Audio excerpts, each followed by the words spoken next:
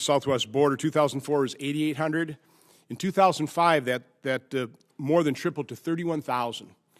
And Secretary Chertoff realized this is a problem. He had to do something about it. So, in response, DHS dedicated bed space. They detained, and they initiated a program of expedited removal of the Brazilians called Texas Hold'em. By doing that, the next year, only 1,400 people came. And to quote Secretary Chertoff, he said, quote, "The word spread surprisingly swiftly. Within its first 30 days, the operation had already begun to deter illegal border crossings by Brazilians. In fact, the number of Brazilians apprehended dropped by 50%. After 60 days, the rate of Brazilian illegal immigration through this sector was down 90% and is still significantly depressed all across the border. In short, we learned that a concentrated effort of removal can actually discourage illegal entries by non-Mexicans on the southwest border." So I think my point in this problem-solving process is an achievable goal is something that we've already achieved at some point in time. The goal ought to be short-term, immediately. How do we reduce that flow, the 240,000 individuals in less than 6 months? How can we reduce that number? Listen, I'm all for helping Central American countries develop, providing opportunity, but that is years in the future. And it's certainly going to be a bigger problem when you have the drug cartels operating with impunity, destroying those public institutions. That is a really heavy lift.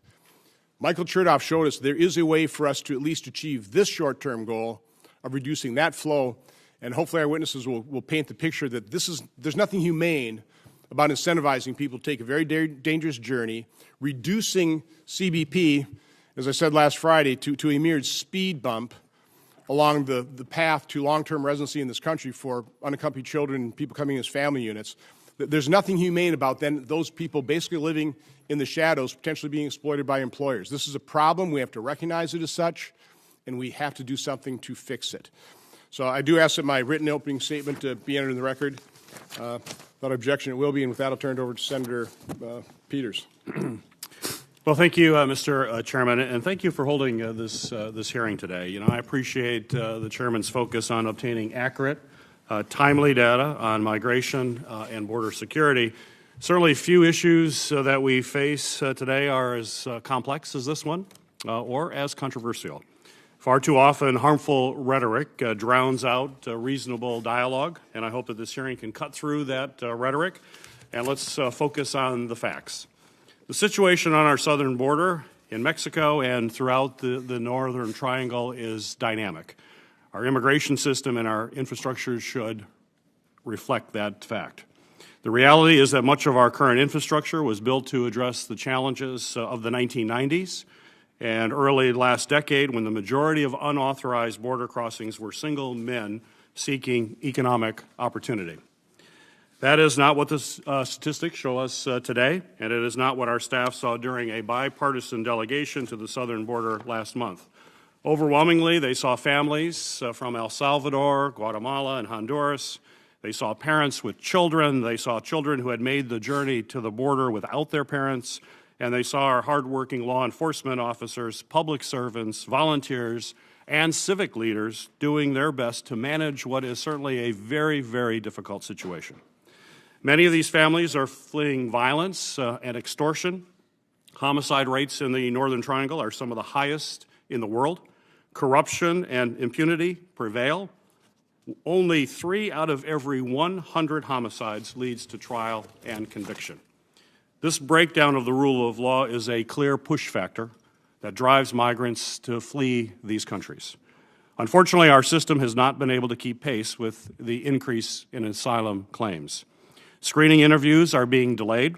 The average wait to appear before an immigration court is now over 2 years, and the backlog is quickly approaching 1 million cases. This is simply unacceptable. We need to do more to decrease processing times while increasing border security.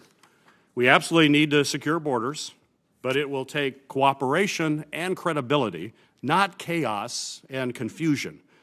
This administration will need to cooperate with Mexico, Honduras, Guatemala, El Salvador, and international organizations to take on cartels and corruption. They will also need to cooperate with Congress and build credibility. Unfortunately, this administration has provided too much chaos and confusion and too little credibility. It has been one step forward and two steps back. DOJ approved a plan to reduce immigration court backlogs, only to see backlogs grow as a result of an unnecessary government shutdown. We passed a bipartisan deal to make meaningful investments in security for both our northern and southern border, only to see the President unilaterally declare a national emergency to circumvent Congress and potentially pull away funds from important military construction projects. In February, the Department of Homeland Security announced a memorandum of cooperation with the Northern Triangle nations to combat human trafficking and organized crime, only to see the President cut off existing funding to these countries just 5 weeks later. Chaos is not a strategy. We need bipartisan cooperation at home and an effective American leadership projected abroad. This is still possible. Just yesterday, I introduced bipartisan legislation with Senator Cornyn from Texas to address staffing shortages at our ports of entry across the nation, both on the northern border and the southern border. This is especially important now that DHS is potentially moving upwards of 2,000 Customs and Border Protection officers to the southern border. I believe this legislation is an important first step we can take to reduce the strain on our southern border while improving the facilitation of trade, travel, and commerce across the United States. But there's clearly much more to do, and we'll begin that journey today with your testimony. So we appreciate you being here, and I look forward to your discussion. Thank you, Senator Peters. It is the tradition of this committee to swear in witnesses, so if you all stand and raise your right hand. Do you swear that the testimony you will give before this committee today will be the truth, the whole truth, and nothing but the truth, so help you God? Please be seated.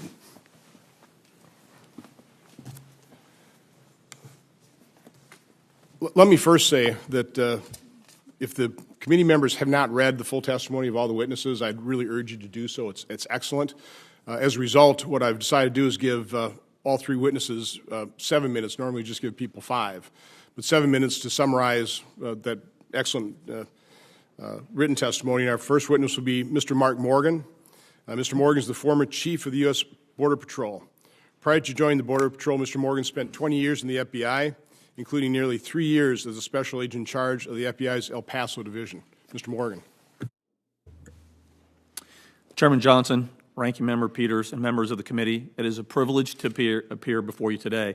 I enthusiastically agreed to appear when I was asked because I truly believe that our country is at a crossroads.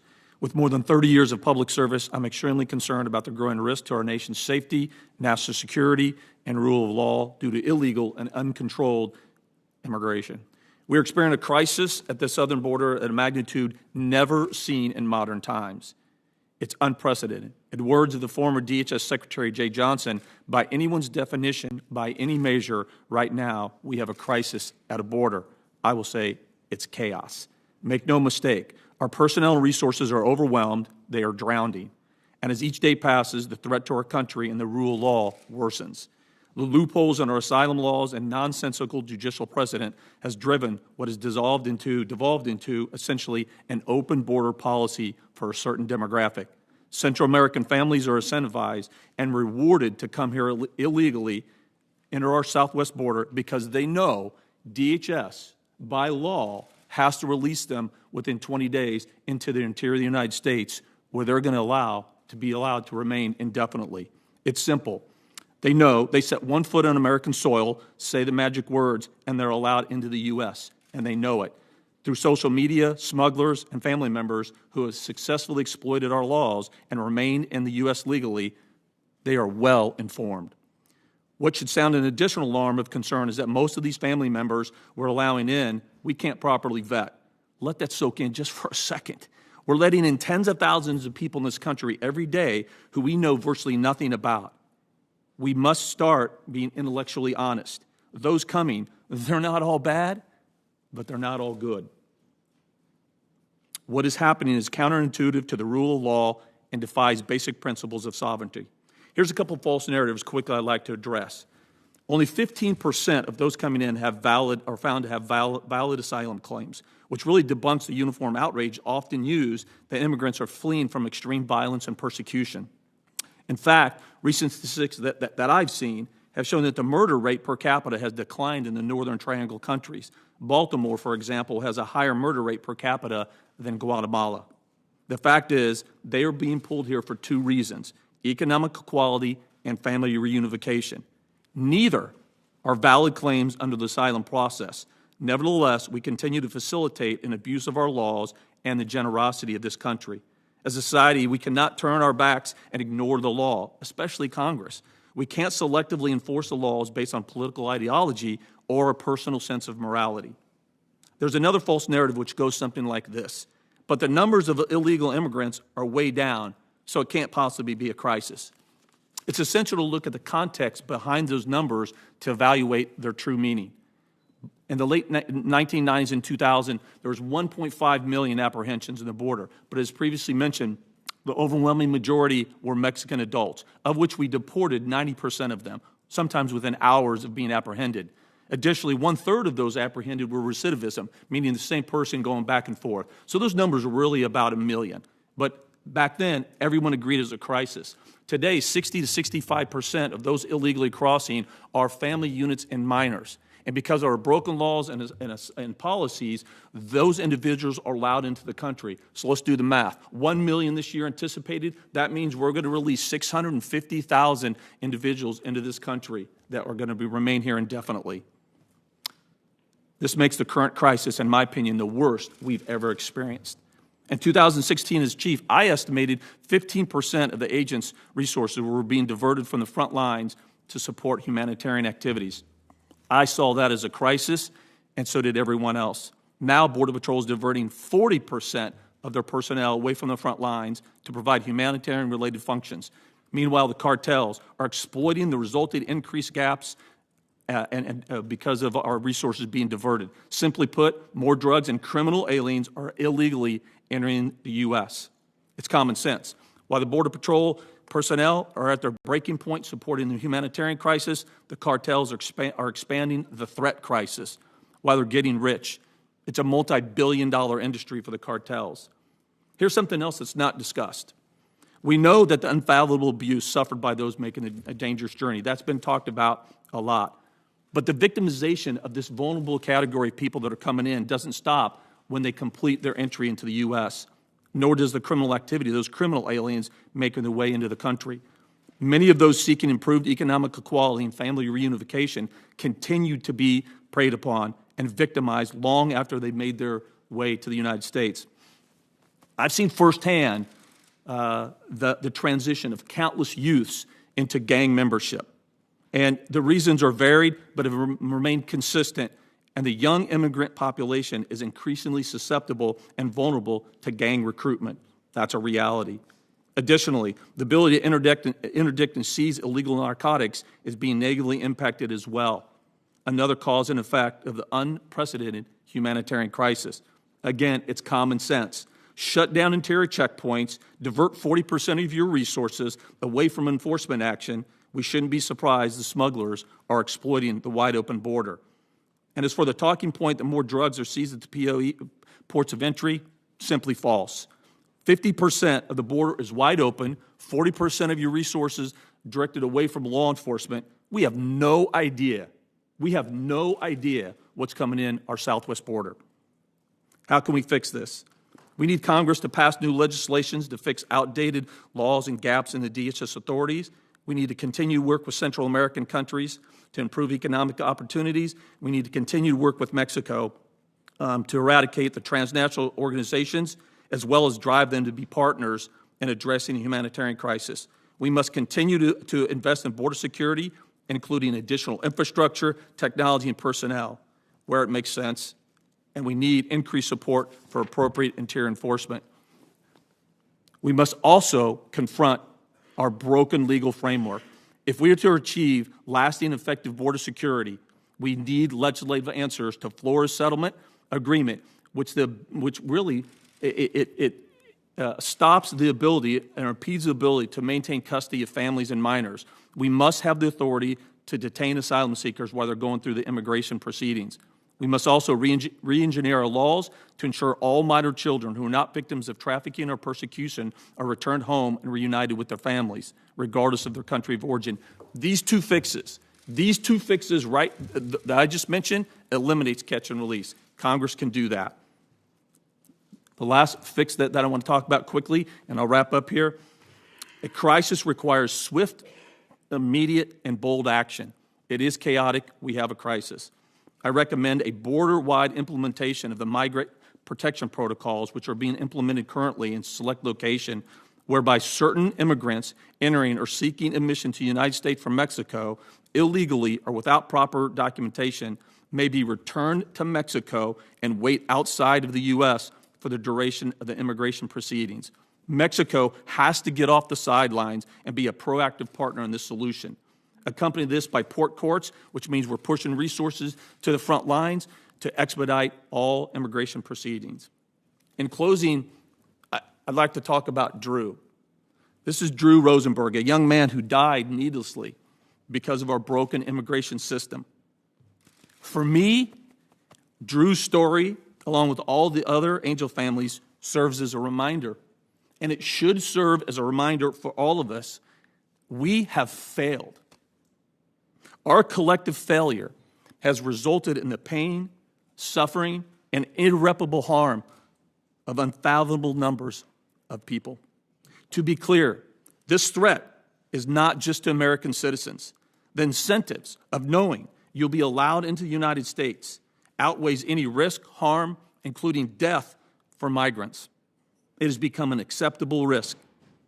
31,000 medical treatments are anticipated this year that Border Patrol will ensure immigrants receive. Last year alone, Border Patrol conducted 4,300 rescues of people trying to illegally enter this country because the incentives are so strong. This has to stop. No more Drew Rosenbergs. No more American citizens should die with something that we can prevent. His death was preventable along with thousands of American citizens, as well as immigrants looking for a better opportunity, a better life. The way it's being done now has to stop. It's not right. It's not working. People are dying. American citizens are dying. Illegal immigrants coming here illegally are dying. We have to fix this. I thank you, and I look forward to your questions. Thank you, Mr. Morgan. Our next witness is Mr. John Davidson. Mr. Davidson is a senior correspondent for The Federalist and a senior fellow at the Texas Public Policy Foundation's Right on Immigration Initiative. Mr. Davidson. Chairman Johnson, Ranking Member Peters, members of the committee, thank you for inviting me here to testify today about some of what I've seen on the border. I just want to highlight 3 key points from my written testimony, which you all have. The first is the scale of people coming across into Texas communities and cities this year compared to last year, and the way that those communities are in crisis. The second is what some of the migrants themselves say about why they're coming and what their situation is. And the third is the vast complicated black market that's operating south of the border that's driving and facilitating all of this illegal immigration and moving families up to and across our southern border. About this time last year, I visited the Catholic Charities Respite Center in McAllen, Texas, which at that time was receiving between 60 and 120 people a day, all of them families from Central America that had been discharged from ICE custody. And the way it worked is that ICE would drop them off at the Greyhound station in downtown McAllen, and the Greyhound employees would call the Catholic Charities Respite Center and say, ICE just dropped off a bunch of people. The charity would send vans to pick them up and bring them into their respite center, which is sort of one half of a rundown commercial building in downtown McAllen. They would give the kids something to eat, and they would help the adults find bus tickets and try to get them on a bus that same night to get them out because another group of people would be coming in the next afternoon, and there wasn't space for everybody to stay the night there. It wasn't a shelter. It was a respite center, and it wasn't set up to be a shelter. Today, the Catholic Charities Respite Center in McAllen is receiving between 800 and 1,000 people a day. Last Sunday, they received 1,300 people, way beyond their capacity. They're in a new facility now, but it's a former nursing home. They're not set up to receive this volume of people. McAllen is a city of about 150,000 people. And they, according to the mayor of the town and according to people that live there, they're now facing the prospect of thousands of migrants discharged from ICE custody, wandering the streets and sleeping in doorways and on park benches. By any measure, the situation there is an emergency. This is just one border town in Texas. Something similar is playing out all up and down the border and all throughout southern Texas. And I want to talk as well about some of the conversations and the time I've spent talking with migrants themselves. And if you spend enough time down there and talk to enough people, a few common characteristics will stand out. The first is the majority of these family units are men traveling with one or more children, usually just one. Many of them will say they have a wife and other children back in their home countries, that they are coming here to find work and send money back home. They freely admit this. They are headed for all points across the United States and often have networks of family and relatives in those places. Many of them already have jobs lined up. Nearly all of them will say that they left their homes because of gang violence, threats, extortion, etc., or that they simply have nothing, and they are claiming asylum. At the same time, many of them will admit that they don't plan to remain in the U.S. permanently and have a set amount of time that they plan to stay and live here and work before returning to their homes and their families. 1.5 years, 3 years, 5 years, it varies, but a lot of them will say this.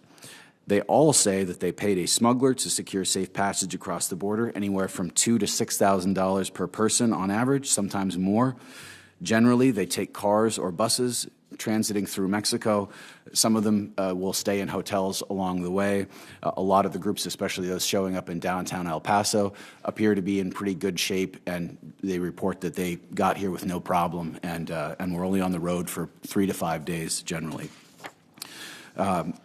Despite the challenges and dangers they face in their home countries, the vast majority of these people appear, by all accounts, to be not refugees but economic migrants, and very few of them appear to have what sound like valid asylum claims. Part of what's driving this, and this is the third point I want to emphasize especially, is that what's happening here is not an accident, it is an industry. And when we talk about the migration pipeline through Mexico, we're talking about a very large international smuggling black market that's worth billions of dollars.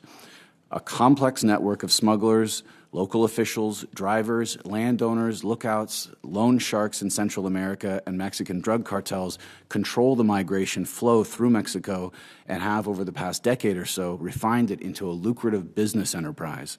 And the chief beneficiaries of this pipeline are Mexican drug cartels and the smuggling networks that work all throughout Mexico. The cartels require every man, woman, and child who pass across the border to pay a tax, which is usually included in the fee that the smugglers will quote to Central American families. Without paying this tax, migrants cannot cross the Rio Grande and in many cases are at risk of being kidnapped or otherwise exploited by these cartels in northern Mexico. The amount of money that they bring in is substantial. In the Gulf region alone, cartel factions are making hundreds of millions of dollars annually off illegal immigration, off this tax that they charge per person. And the numbers from last year were very high. Those numbers from this year will be orders of magnitude higher. This black market is sophisticated. The inception point is in villages and towns across Central America, and it works mostly at the beginning through word of mouth. If you want to migrate, you get a hold of somebody whose family member or neighbor migrated, and they put you in touch with a local smuggler who quotes you a price. Adults who bring a child with them get a cheaper price because it's easier for smugglers to transport families claiming asylum than single adults who are trying to evade detection. This is for the simple reason that with asylum seekers, smugglers simply take them up to the U.S. border and tell them when to cross. They don't go across the border themselves, and therefore they're not putting themselves at risk for being apprehended. Smugglers themselves are telling potential migrant families that if they claim asylum, they'll be allowed to stay in the U.S. and work. They don't have deep knowledge of asylum policy, but they know enough to be able to sell the services that they're trying to get families to buy. They're incorporating this into their sales pitch, and they're instructing them in what to say to U.S. authorities. It's part of how they market their services. I see my time's running out, so in conclusion, I will just reiterate what the chairman said there, and the ranking member said. There is indeed a crisis at the border, and it's being driven by three major factors. For those claiming asylum, it's easier to enter the U.S. now than it was during the Obama administration because there's no capacity at federal detention facilities, and the families can expect to be released after being detained. Smugglers are marketing to people who don't want to undertake an arduous or dangerous journey, like women and families with small children. The smugglers, they've created an efficient travel package that has proven popular in Central America, and word has gotten back to these Central American communities that if you pay, the journey will be short, safe, and you will not be detained in the U.S. And thirdly, the conditions in Central America have not improved enough to induce people to remain in their home countries. Poverty, violence, corruption, combined with the fear that it's not going to be this easy to get into the U.S. forever, is prompting families to come now. And I'll reiterate what Mr. Morgan said. Only legislative action can address this problem. The problem is not with CBP or with Border Patrol. Those are not the institutions that have failed here. Congress has failed by its inaction to address this crisis. As long as Central American families know they can gain entry into the U.S. by claiming asylum at the border, the crisis will continue. As long as cartels and criminal networks know they can profit by trafficking migrants across the border, they will do so. And as long as conditions in Central America continue to fester, families who can afford it will seek a better life for their children by traveling north. Thank you for the opportunity to speak today. I look forward to your questions. Thank you, Mr. Davidson. Our final witness is Dr. Andrew Seeley. Dr. Seeley has served as the president of the Migration Policy Institute since August 2017. Previously, he spent 17 years at the Woodrow Wilson Center. Dr. Seeley. Thank you, Mr. Chairman, and thank you, Chairman Johnson. Thank you, Ranking Member Peters. Thank you, all the members of the committee, for the opportunity to testify today. I am, as you know, at the Migration Policy Institute, which is a nonpartisan independent organization that tries to do fact-based research and look at pragmatic solutions for managing migration, both in the United States and around the world.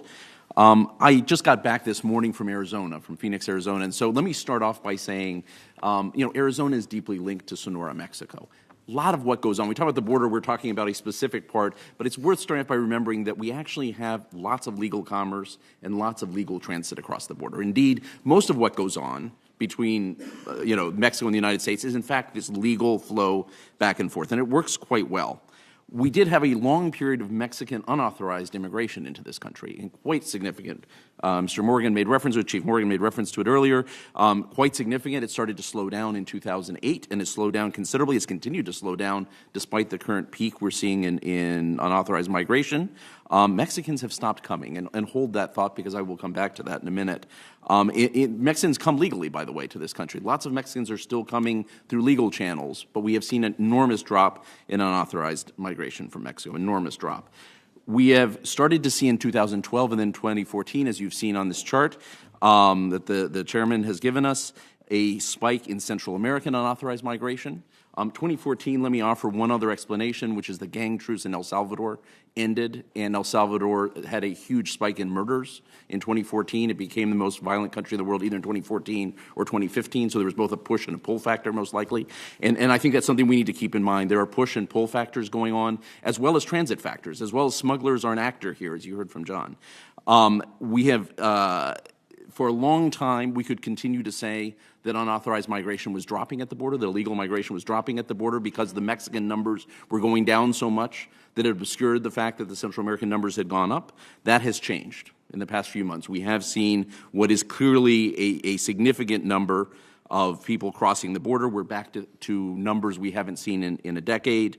And particularly, this is a substantially different flow than we've seen before in its origins, characteristics, and drivers, and as a result, we need different policy solutions to address it. This flow is predominantly Central American, not Mexican. It is predominantly families and unaccompanied children, 61% this year, mostly families, 51%, 10% unaccompanied children, rather than adults traveling alone, and it's driven by a complex set of factors that include not only economic opportunity in the United States, but also the effects of chronic violence and poor governance in the countries of origin, and the incentives created by the ballooning backlog of the U.S. immigration courts. There are at least three things that changed, at least four things that changed in the past year that have created this spike. And as with any wave, there isn't one cause. There are multiple things that interacted with each other. But one of them is the smuggling patterns changed. And they changed largely because of the caravans. The caravans are not the reason for the spike in numbers. The caravans are a small percentage of people that have crossed. The caravans got the smugglers to respond. The caravans were an existential threat to the smugglers. They were taking their business away. It's a free way of crossing. The smugglers innovated. They got creative about what they offer, about their prices, about their modes of smuggling, some of the things you just heard Mr. Davidson say. They got very creative about how they sell their messages. Smugglers matter in this sort of thing. Secondly, there was a lot of U.S. policy chaos. U.S. policy chaos created the perception and created the awareness that was then exploited by smugglers about where some of the ability was for families to stay in this country. That information was not generally available, and particularly the news cycle that drove this was family separation. Family separation, which was then abandoned, created a news cycle about the fact that families could not be held. And this information has been used effectively by smugglers to let people know, coupled with, as you heard, the notion that at some point the border is actually going to get shut down. It is going to become harder, but right now you can actually be let loose. And this is the message people are getting. Third, I think we do have to take seriously worsening conditions in Guatemala and Honduras. And this is primarily a crisis of Guatemalans and Hondurans coming to the United States. Salvadorans have dropped in the past 2 years. I'll come back to that. Now, they've gone up a little bit this year, actually, with the overall surge, but they're still way below numbers of 2 years ago. This is primarily Guatemala and Honduras. Something is going on in those two countries, and it's tied in part to an ongoing drought, ongoing issues that have affected about 5 million people in those two countries.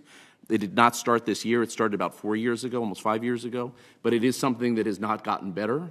Okay, and it has continued to impoverish people.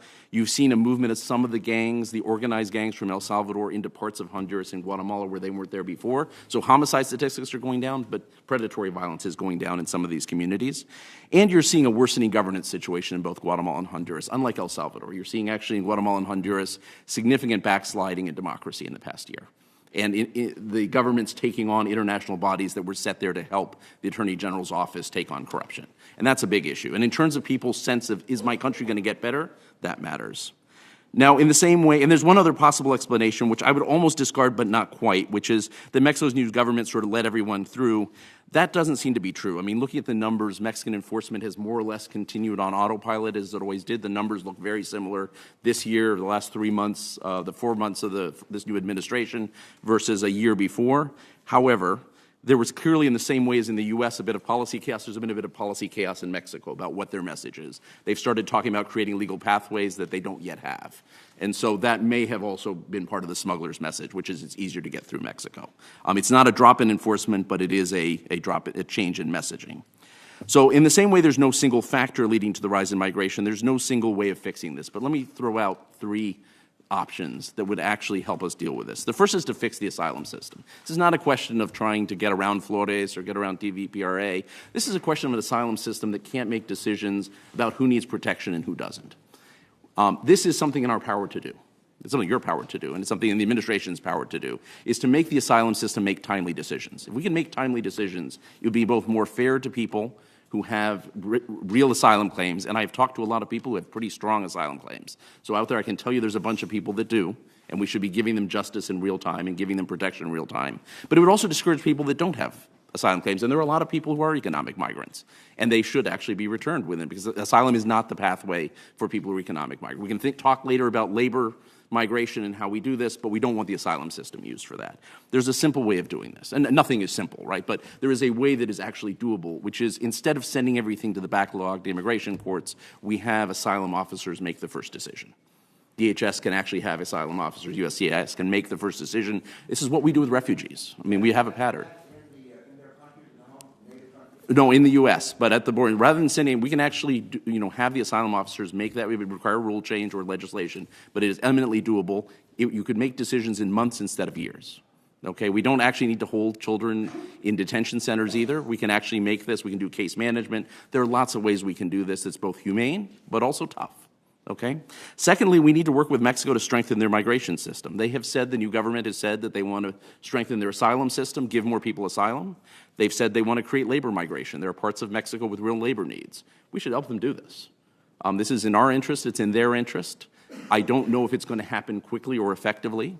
and it is something in which we could be very helpful as a partner in doing. We have some experience in doing this as well. We could bring in the Canadians and others, but this is something we should take advantage of the moment. The more people stay in Mexico and the more they fill labor needs and they receive protection in Mexico, less pressure on our border.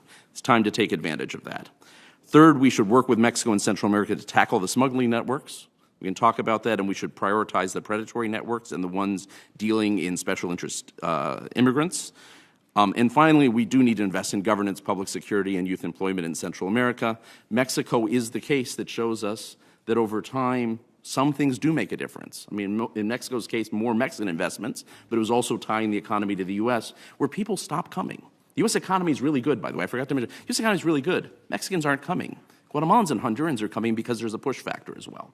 Right? The pull factors and the push factors work together. Salvadorans are not coming in large numbers yet. I mean, we'll see what the numbers look like down the road. It tells you that if you invest in the point of origin, it can make a difference over time. And I agree with the chairman, it is not a fail-safe that works tomorrow. But in a place like El Salvador, where there seems to be a virtuous cycle going on, where you actually have demographics in your favor, it's an older population, more urbanized population, where security seems to be getting better. The kind of investments we've made on the ground with local governments in El Salvador as well as the national seem to be making a difference. You can actually tell in the 50 municipalities where we've worked predominantly the kind of investments in youth engagement, in community policing, as well as what we've done at a national level to support the Attorney General's office and going after corruption. These things make a difference. It's going to be harder to do in Guatemala and Honduras. I don't want to sell a bill of goods that we can't come up with. It will be harder, but it is something clearly we need to do because that will be our long-term solution. And just to conclude, because I know I'm over time, let me say that there is no magic formula to stop migration flows. We need to think in terms of a range of policy strategies. We do need to accept that there are legitimate asylum seekers out there. I can tell you stories of I spent a lot of time in women's shelters and in youth shelters in Mexico. I can tell you, any number of stories of a woman who's, 3-year-old had a gun put to his head and was told if they didn't make their next payment to the extortionists, to the local gang, they would kill her son. Next time they couldn't make the payment, they left. I can tell you about a young woman I met who left because the gang leader in her neighborhood wanted her to be his woman, whatever that means, and she decided to flee. And as she fled through Mexico, she got a call in every city, every shelter she landed in, someone from the gang called her to let her know that he was following her, up until she got to Tijuana and finally was able to disappear. I told about a young man who was told he had to join the gang or they were coming for his mother, and he never went home again. He had his brother go get his stuff and never went home and has not seen his family since. I can tell you the story. That said, that's not everyone. We need an asylum. We are a country that cares about protection. We're a country that cares about refugees. We need to have an asylum system that works. At the same time, that asylum system should be timely enough that people who are using it for other means than protection should actually not make the cut and should be returned in a timely way as well. We need to work with our partners in Mexico and Central America. We should not be threatening them. We should be working with them.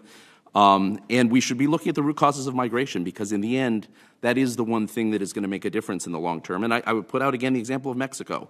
This was once 15 years ago. It would be impossible to think that people would stop migrating from Mexico.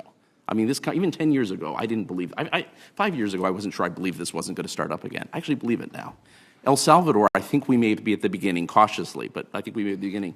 Guatemala and Honduras, we have to imagine that we have to get them to the place where people don't want to leave. Where both the incentives on our side to leave, because I think there are incentives in our policies, don't bring people, but also the causes on the ground don't lead people to go. And the smugglers also, we've actually dealt with in such a way that they're less of a threat and less pernicious in their ability to convince people to move when they shouldn't. Thanks. Thank you, Dr. Seeley. I'm going to defer my questioning, but I want to make a couple points. First of all, we'll definitely stipulate there's all kinds of depredations. There are all kinds of people that are fleeing unbelievable types of threats. But I do look at what is probably our best information right now. About 15% of people seeking asylum actually have those asylum claims granted. So that would indicate to me about 15% of the people coming in here are subject to those types of threats. Which, of course, we all want to grant asylum for those, but 85% are probably more in the category of economic migrants. Now, it's not perfect stats, but it gives us some kind of indication. The other thing is, again, separate out achievable goals, short-term versus long-term. So right now, what I want this committee to work on is the short-term goal, which I would say is what we need to concentrate on, is reducing this flow of illegal immigration.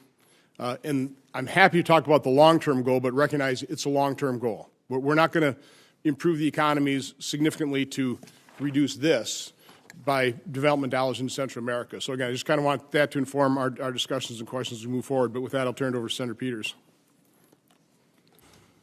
Thank you, Mr. Chairman, and thank you to the three of you for your testimony. You certainly gave us an awful lot that we'll now try to unpack through a series of questions over the remaining time that we have in this hearing.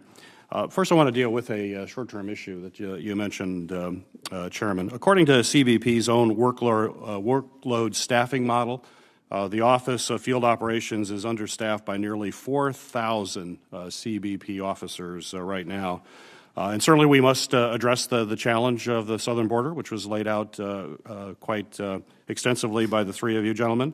But these efforts shouldn't create a large-scale disruption in the legitimate trade and the travel that's occurring across these borders. And remind everybody we have a northern border as well as a southern border, and these trade relationships are critical to the economic viability of our country. Yesterday, I introduced legislation with Senator Cornyn that would fully staff our ports of entry, airports, seaports, and land ports of entry. And Dr. Seeley, I appreciated that in your December testimony before the Judiciary Committee, you specifically recommended investments in technology, customs officials, asylum officers, things that you've echoed here today. But could you discuss the potential negative impacts to our economy of moving hundreds or even thousands of CBP officers from our ports of entry to the Border Patrol sectors? What will that potentially do? I mean, I think it's hard to underestimate how much the U.S. industrial base, in our production chains are in fact North American. They're not American anymore. I mean, the auto industry relies on an integrated platform that is, Canada, the United States, and Mexico. So I have, somewhat too poetically called it a murder-suicide to close down the border.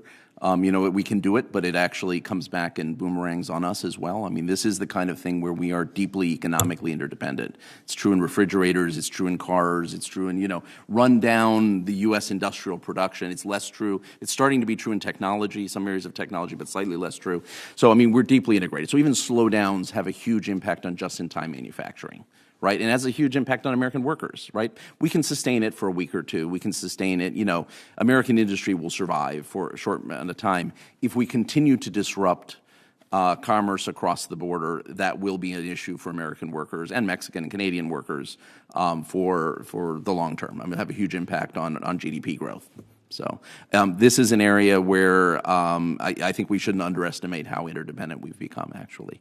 So, and actually, the governor of Arizona is, talks about this quite eloquently. I mean, this really is Sonora and Arizona are one tied together entity, an economic entity. If you go to San Diego and Tijuana, Mayor Faulkner of San Diego talks about Tijuana and San Diego now being one metro area rather than two cities because they're economically integrated in a way that wasn't true 10 or 20 years ago. Well, Dr. you mentioned the impact on manufacturing. Certainly, we see that firsthand in Michigan with the dependence of the auto industry, as you mentioned, on both Mexico and Canada, and the just-in-time delivery that we see across the Canadian border in particular, that if disrupted, creates a cascade of bad impacts that ultimately impact American workers and impact our country. But agriculture as well. If the agricultural inspections, if we're taking CBP officers away and sending them to the southern border, that could have a devastating impact on agriculture too, couldn't it? I mean, huge agricultural market for the United States. I mean, Mexico is one of our biggest markets for any number of agricultural products, from soybeans to, wheat, corn, pork, beef. Actually, Mexico is one of the top 1, 2, or 3 on all of those. I mean, yeah, so it's a huge market, disrupts, and obviously is a source for strawberries and fresh fruits and other things we consume as well. So huge impact. But having those officers in ports of entry around the country, because we've got imports coming in from around the world. We do. And if not screened properly, can have a devastating impact on our agricultural industry. Yes, very much so. And actually, I think, this can be, we can miss this in the talk about, the tough things going out the border. But I think one of the things that we've actually achieved, to the credit of CBP actually over the past few years and their counterparts in Canada and Mexico, is we increasingly manage the border on both the north and the south very collaboratively and with a lot of minding the flows rather than just the line, how we pre-screen things before they get to the border. It's become much more secure and much more efficient at the border than it's ever been before. In 2016, to Senator Johnson, you included a measure in the NDAA to establish some baseline metrics for the DHS to measure security along the borders, and I want to compliment you on that. I think that's an important effort to understanding what exactly we're dealing with, and data is critical. We want to make this fact-based and data-driven as to what we do going forward. So I'd like to ask the panel, is there additional data that CBP should be collecting in your estimation so that we can get a real true sense of what's happening here? I'll start with you, Mr. Morgan. Well, I think if you look at the data right now, I think we're doing a pretty good job. I mean, the data's not perfect. I do agree there's some improvement in some areas. I think we saw in the past that, you know, when you take an action like separation of families, we should do a better job of that data. I think we can all agree on that. But if you look what they are collecting, it clearly paints a picture from 2014 to now. It clearly shows the demographic changes from Mexican adults to Central America and the Northern Triangle countries. It clearly shows that in 2012, and really in 2014, how it was mainly unaccompanied minors, but now that's shifted to family members. I mean, those are the key essential elements of data that they are collecting that really illustrates the critical crisis that we're in now. So specifically, are there overall improvements? But I think they're doing a pretty good job right now. Mr. Davis, specifically, is there anything additional? Not what we're doing right now, appreciate that comment, but anything additional? And I'll go to you afterwards, Dr. Seeley.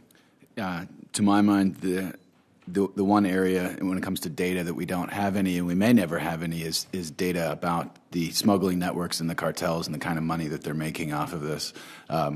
We can do back of the envelope approximations. You know, $800 tax per person to the Gulf cartels for everyone that crosses.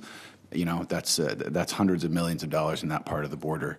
But the amount of money, I think, is substantial, and I don't think that we quite have gotten our minds around that yet, how big the industry is. So that didn't really answer your question, but yeah, that's my good. 2 cents. Thank you. Dr. Seeley? Yeah, I would agree, actually, information on smuggling networks and the fact that you've got to really compile that across agencies and across countries, which is complicated. I would say also making sure that the numbers that DHS has are public in a timely way. I mean, I'll actually throw out, just since we've mentioned a couple times here, the asylum numbers. The latest asylum numbers we have are, by the way, 15% approval rate for Guatemalans, but it goes up to about 21 or 22% for Hondurans, 25% for Salvadorans. So it actually goes up a lot, depending. Salvador has been much more of a violence-driven flow. Guatemala has been a more economic flow. Honduras is in between. But I mention that because those are old numbers. Okay, we don't actually have updated numbers. So a lot of the numbers that we deal with on the outside, but I suspect a number that people are on the inside are dealing with also have a giant lag in them. And so investing in up-to-date, especially when we're dealing with things that change in 2 months, right? This would have been a different conversation 3 months ago than it is right now. Mm-hmm. So we have to have real-time numbers that can be socialized across agencies to Congress and to the wider world. Thank you. Thanks, Senator Peters. As the accountant on the committee, drives me nuts we don't have the kind of data that we really do need. But I agree with Chief Morgan that we've done a pretty good job. We kind of have this assessed. But, yeah, I mean, I would like to know exactly what it is in terms of percent asylum claims right now that are valid. That gives us information. Talking to the Secretary last week, her sense was it is shifting more and more to an economic migrant flow. But, again, you just don't have the data on it. Senator Hassan. Well, thank you very much, Mr. Chair and Ranking Member Peters, for this hearing. Thank you to our witnesses today. And I wanted to thank the Ranking Member for his opening comments and associate myself with them. Thank you for that. Dr. Seeley, we have heard from all three of you today about the impact of drug cartels at our southern border. Last year, I was at the border myself, and one of the things that I heard from agents on the front lines was the need to stem the flow of illegal firearms and cash southbound from the United States to Mexico, because that's, of course, feeding the cartels. Firearms and cash make their way into the hands of these cartels, empowering and driving them to commit more acts of violence on both sides of the border. So, Dr. Seeley, in your opinion, what needs to be done to improve our capacity to conduct southbound inspections at the U.S.-Mexico border?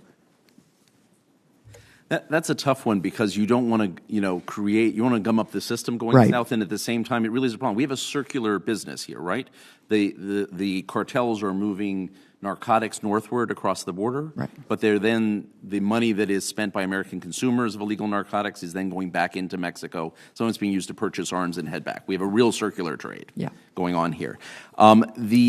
Probably the best way of dealing with this is not actually stopping people at the line, but it's looking at the flows. It's what CBP has become increasingly adept at doing. The FBI does very well as well, which is increasingly, it's how do you follow the networks of people that are involved in arms trafficking? Right. How do you do the kind of investigations that allow you to figure out who are the people that are moving the money? I mean, first of all, the financial side, who's moving the money? And some of Right. it still moves in cash, which is Right. hard to believe, this quantity of money. Some of it moves through the financial system. Some of it moves in cash, though, because those networks are there, right? People are going north, they're going south again. It's actually more in the investigation side. That's a coordination issue among agencies, and it's a coordination issue with Mexico as well. And that assumes that, of course, if we can have good investigations that follow the money and follow the firearms, Yes. we'll be able to disrupt the That's right. cartels, right? And the most we can hope for is disrupting, to be honest with Yeah. you. I mean, I don't think we're going to stop the business by, stopping all the money, but disrupting it enough that you create chaos, a little bit of chaos, and disruption and a bit of degrading of their financial and logistical networks goes a long way. Right. And working, obviously, with governments south of the border, too. Very much so. And we so- did this robustly right after, during the Calderon administration in Mexico, both with the Bush administration, the beginning of the Obama administration. We were very active, actually, on the financial side. We've moved a little bit away from it. Okay, that's helpful. We've also heard from other witnesses here today and many of us up on the dais about the migration that is happening despite the president and the administration's actions. If I understand your testimony correctly, you indicate that actually the opposite is true. In your view, are the actions and policy decisions of this administration contributing to the spike in migration and border crossings at the southern border right now? I think the answer is yes, although it wouldn't be the first administration that has Right. done that. I mean, Understood. being fully balanced on this.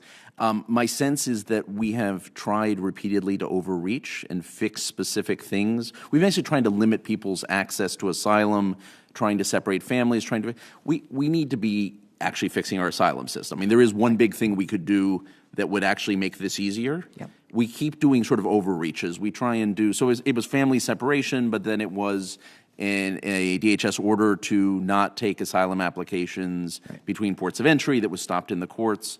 And there's been a couple others along the way. It's metering, frankly, also I think is another piece of this, where it becomes very hard for people who have legitimate claims to present those at the ports of entry.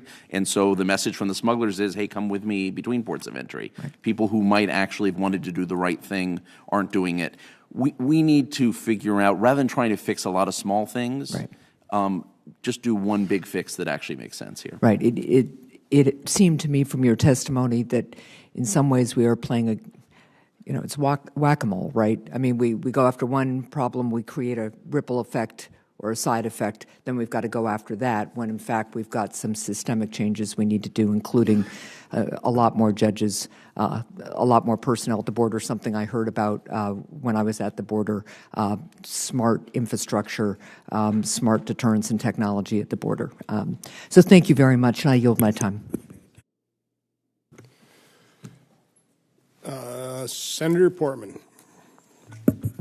Thank you, Mr. Chairman, and we appreciate all of you being here. Chief, I was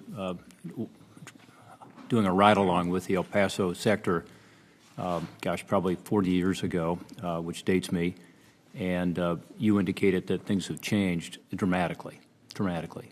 So at that time, it was primarily men coming over from Mexico looking for work, and the numbers were about 1 million, but I actually was working with some of those men at that time, and some of them were apprehended by the Border Patrol. They were back that night because they were sent back to Mexico, and they simply crossed again. And there wasn't the families, there weren't the kids, and so it's a very different concern. On data, I couldn't agree with you all more. We want the data. We want it in a timely fashion. We really don't have good numbers. We do know that the vast majority, whether it's 15 or 20% of asylum claims, are turned down. So that's, I guess we know that generally speaking. We also know that Of those 10% roughly, we're told by the Secretary of DHS, who are now being sent back to Mexico to await the hearing, which is a pilot program in effect, that there seems to be some indication that those individuals are not staying in Mexico waiting for their hearing, but going back to their home country, which is primarily Northern Triangle countries. Does anybody have any data on that, any information on that? Dr. Seeley, you may know about that program, Chief or Mr. Davidson. Any thoughts on what those numbers are? Dr. Seeley, do you know? I can try and get that to the extent the Mexican authorities may know something, but I've not seen that. My sense is from journalists that are following this, there's a set of journalists that have been following this, most people seem to be staying and waiting to see how their case plays out, but I wouldn't doubt you get a few people headed back. You know, it's still too new. We're talking about 300 people, more or less, last number I saw earlier this week that have been returned, so it's still a small I don't think number. it's the solution to the entire problem, because I think you've got to deal with the broader issue, including, in my view, dealing with the TVPRA issue and the Flores decision, and just coming up with a new approach generally to immigration. But I think it's an interesting short-term effort to try to encourage people to stay in Mexico rather than coming over here and awaiting their hearing.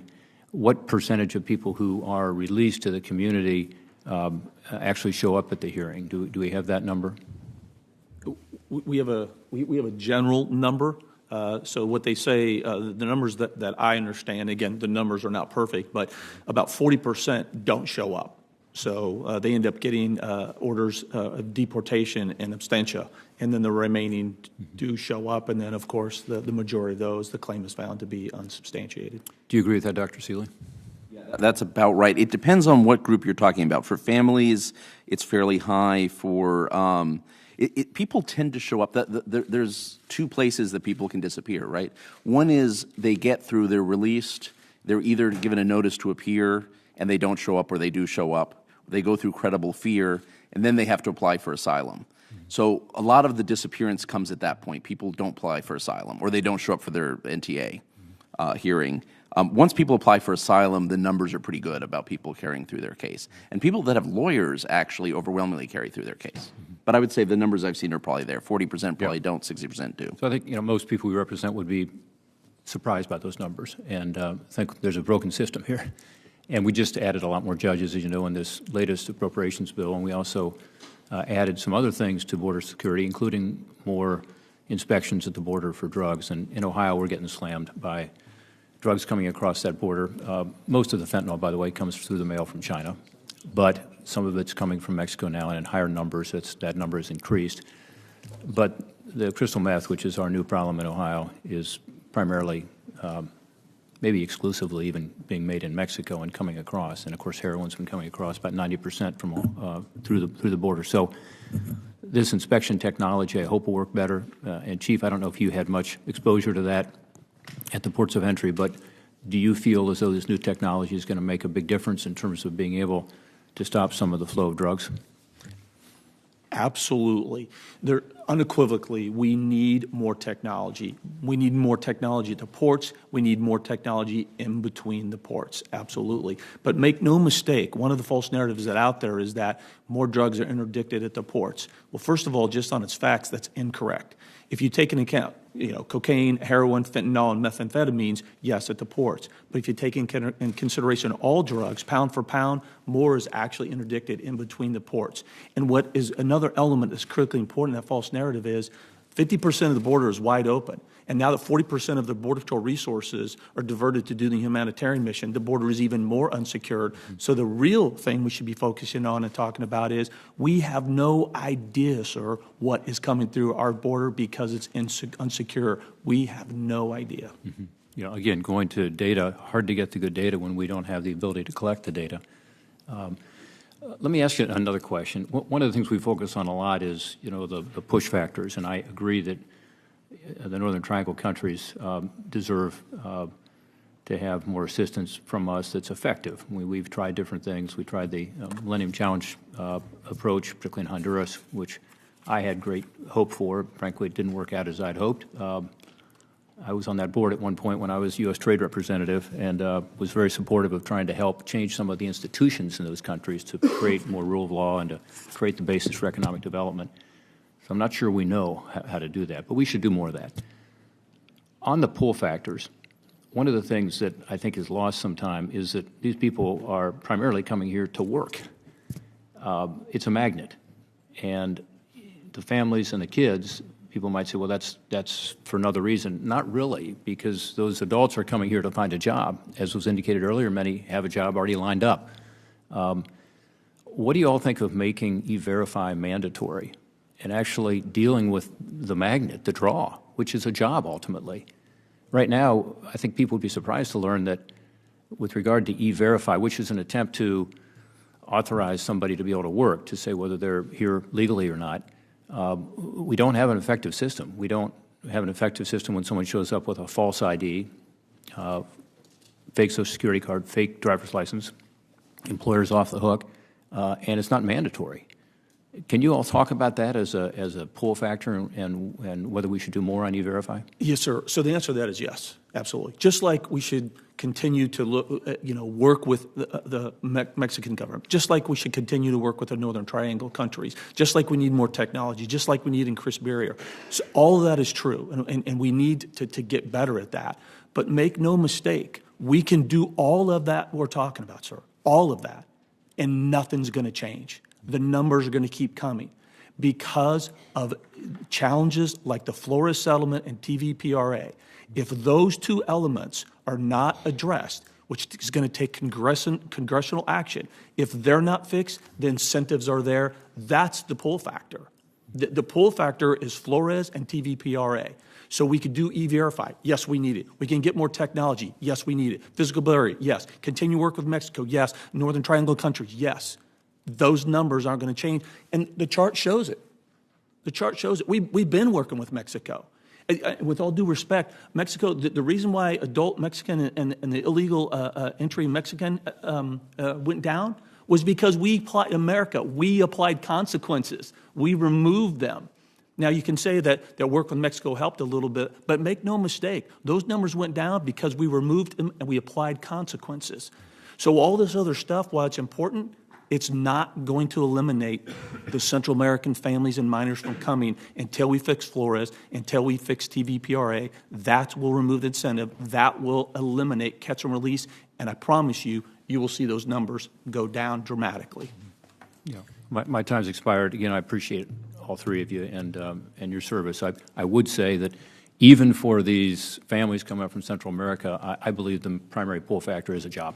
It is our economy. And so I do think there's a way for us to address that through legislation. Thank you.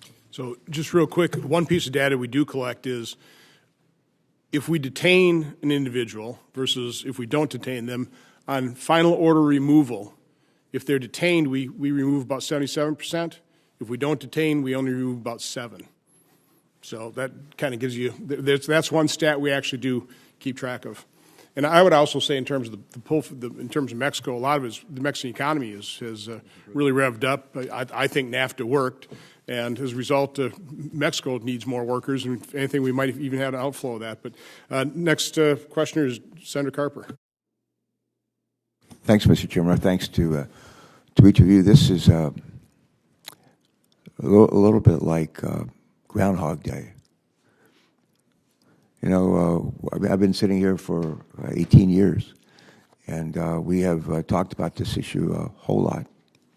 And I've said to my colleagues more times than they want to remember, there's no silver bullet here. There's a lot of silver BBs. Some of them are bigger than others. And we're hearing about the Flores revisited. We're hearing about TV, PRA. I had the privilege of leading a congressional delegation with Jeff Merkley and some of our House colleagues about a month ago. And we were in Honduras, Guatemala, and Salvador. We don't have an ambassador in Honduras. Haven't had one all year. Didn't have one last year. Didn't have one the year before. That's crazy. That is crazy in this situation. And we could do something about that if we get a nominee. And there was a nominee 2 years ago, and he was held up and never allowed to go through, not by us, not by our side, but by the other side. I want to just mention a couple of things from our trip to the Northern Triangle. You mentioned, Dr. Seeley, that something interesting is going on in Salvador, and you're right. 50 cities there, 50 town cities, have been targeted for crime reduction successfully. We are complicit in those actions, which is a good thing. For every $1 we put up through the Alliance for Prosperity in Salvador, they spend 7. It's like Home Depot. You can do it. We can help. We've also just had an election several months ago. The current leader of Salvador is a 75-year-old guerrilla leader with close ties to the Cubans, Venezuelans, Chinese. He's been succeeded by a 37-year-old mayor of San Salvador who gets economic development, understands the role of government in creating a nurturing environment for job creation, job preservation, understands why crime and corruption are important elements in creating that nurturing environment. He's the first candidate in Salvadoran history to win outright election as president of his country. Guatemala is going to have an election in June. And some of the folks who helped put together the winning campaign in Salvador are helping to run the campaign of former Guatemalan Attorney General Thelma Aldana. She's going to be a change. If she's elected, she will be a change agent in terms of crime and corruption. There's something for us to learn from that election in El Salvador, and the fact that illegal immigration is not dropping in Salvador, but is not skyrocketing. And I think it's in part because the people who live there sense a renewed sense of hope and opportunity. We've talked a bit about what can Congress do. Revisit Flores' decision. It's been mentioned here, part of the problem is, a big problem, part of the draw here is we got 157 million people who went to work today in this country. 157 million. There's about 3 or 4 million jobs that nobody showed up to do. They don't want, Americans want to do that work, can't do that work, not educated to do that work. And there's folks who want to come to this country who can and are willing to do that work. And they'll try real hard to get here, to have these opportunities. We passed by a 2/3 margin immigration reform. How many years ago was it? 6, 7, 8 years ago. And part of that was guest visitor worker program, which I think makes all the sense in the world. And the opportunity, I've talked to so many people in these 3 countries in the Northern Triangle said, well, we don't want to come and live in America and stay here. We'd actually like to be able to come here and work some and go home and eventually live full-time in our country. We hear that again and again. That would work for us, and I think it would work for them. I interrupted one of your questions. I think you mentioned asylum, the ability to have access to asylum pleas almost upon entry into this country. Secretary Nielsen's been pushing the idea of asylum hearings, literally in our consulates within Honduras, Guatemala, and Salvador, which I think makes some sense. So let me just ask, just go down the line, Dr. Seeley, you could take it first. Does that make any sense? Thank you, Senator. I think it does make sense. I think we'd have to figure out how we structure it. The devil's in the details a bit, but it's a good idea to think of in-country processing. We have to have a way of protecting people if they're making an asylum application in their own country. We had a pilot program, very small pilot program in the Obama administration, the CAM, where we did this with minors. We can learn from that experience and build on it. And we did have a way of getting people to Costa Rica to be protected while their asylum application was pending. It was actually not asylum. It was done through a different figure, but it was nonetheless the same idea. We could also be talking with the Mexican government about doing asylum processing in southern Mexico. I'm not sure whether that would fly or not. I mean, it's not clear to me it would work, but it is also something we could be having a productive conversation. People get into Mexico, have a safe zone, and have under international auspices where people can apply for asylum, perhaps in both countries. So, Thank you. Thanks. Mr. Davis, just very briefly, please. I would say to the point earlier about the Remain in Mexico pilot program that they're trotting out, there is not a lot of information about it, about the numbers. It's not high, a couple hundred, maybe 300 or so. But the initial reports from that I've seen is that it's very chaotic and very difficult for people who are remaining in Mexico to even know when their court date is here in the United States and to get here in time for the court date to communicate with attorneys. the idea that we are going to go through like full asylum hearings for all these people that are showing up, I think is a losing proposition, and having expedited evaluation of asylum claims at the border or shortly after people come across, empowering CBP or somebody else, federal agents at the along the border to be able to do that in a timely fashion, and not have this deal where they're going to have to go through the court system and the backlogs and having them come back and forth across the border multiple times to pursue their asylum claims. I don't see how that's workable. Yeah. Okay. And so far, it's been very chaotic and it's been a mess. Very briefly, Mr. Morgan, please. Same question. I absolutely think it's a good idea, but both in their country of origin and Mexico, I agree. There's some chaos, but whenever you're trying something new, there's always some chaos. So I think the devil will be in the details. I think we can work that out. But to what I see from a law enforcement perspective, being in charge of this issue on the border is what it does is it takes away one of the important elements, the incentive to come here. Again, we have to keep going back to the incentive. And if they know that they're not, if they set one foot on the soil, if they know they're not going to automatically just be allowed in and stay here indefinitely, it's going to reduce the flow. It's a good idea. All right, thanks. And Senator Carper, while we're on the subject, let me quick ask, because we talk about asylum in the country. That's really asking for refugee status, correct? I mean, asylum can only be applied for when you're in the country. Or do we have to change that law? And also, isn't there a distinction, too, that you really ought to be claiming asylum in the first safe country, and we're kind of the second safe country, which would give us some latitude to change how we deal with asylum with people from Central America that are coming through Mexico? Yes, Chairman. Mexico should be a safe third country.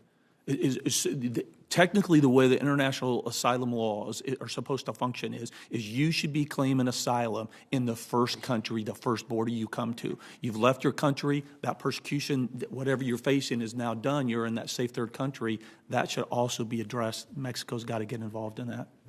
Okay, but that's something this committee is going to have to explore exactly. What are these treaties? What are these laws?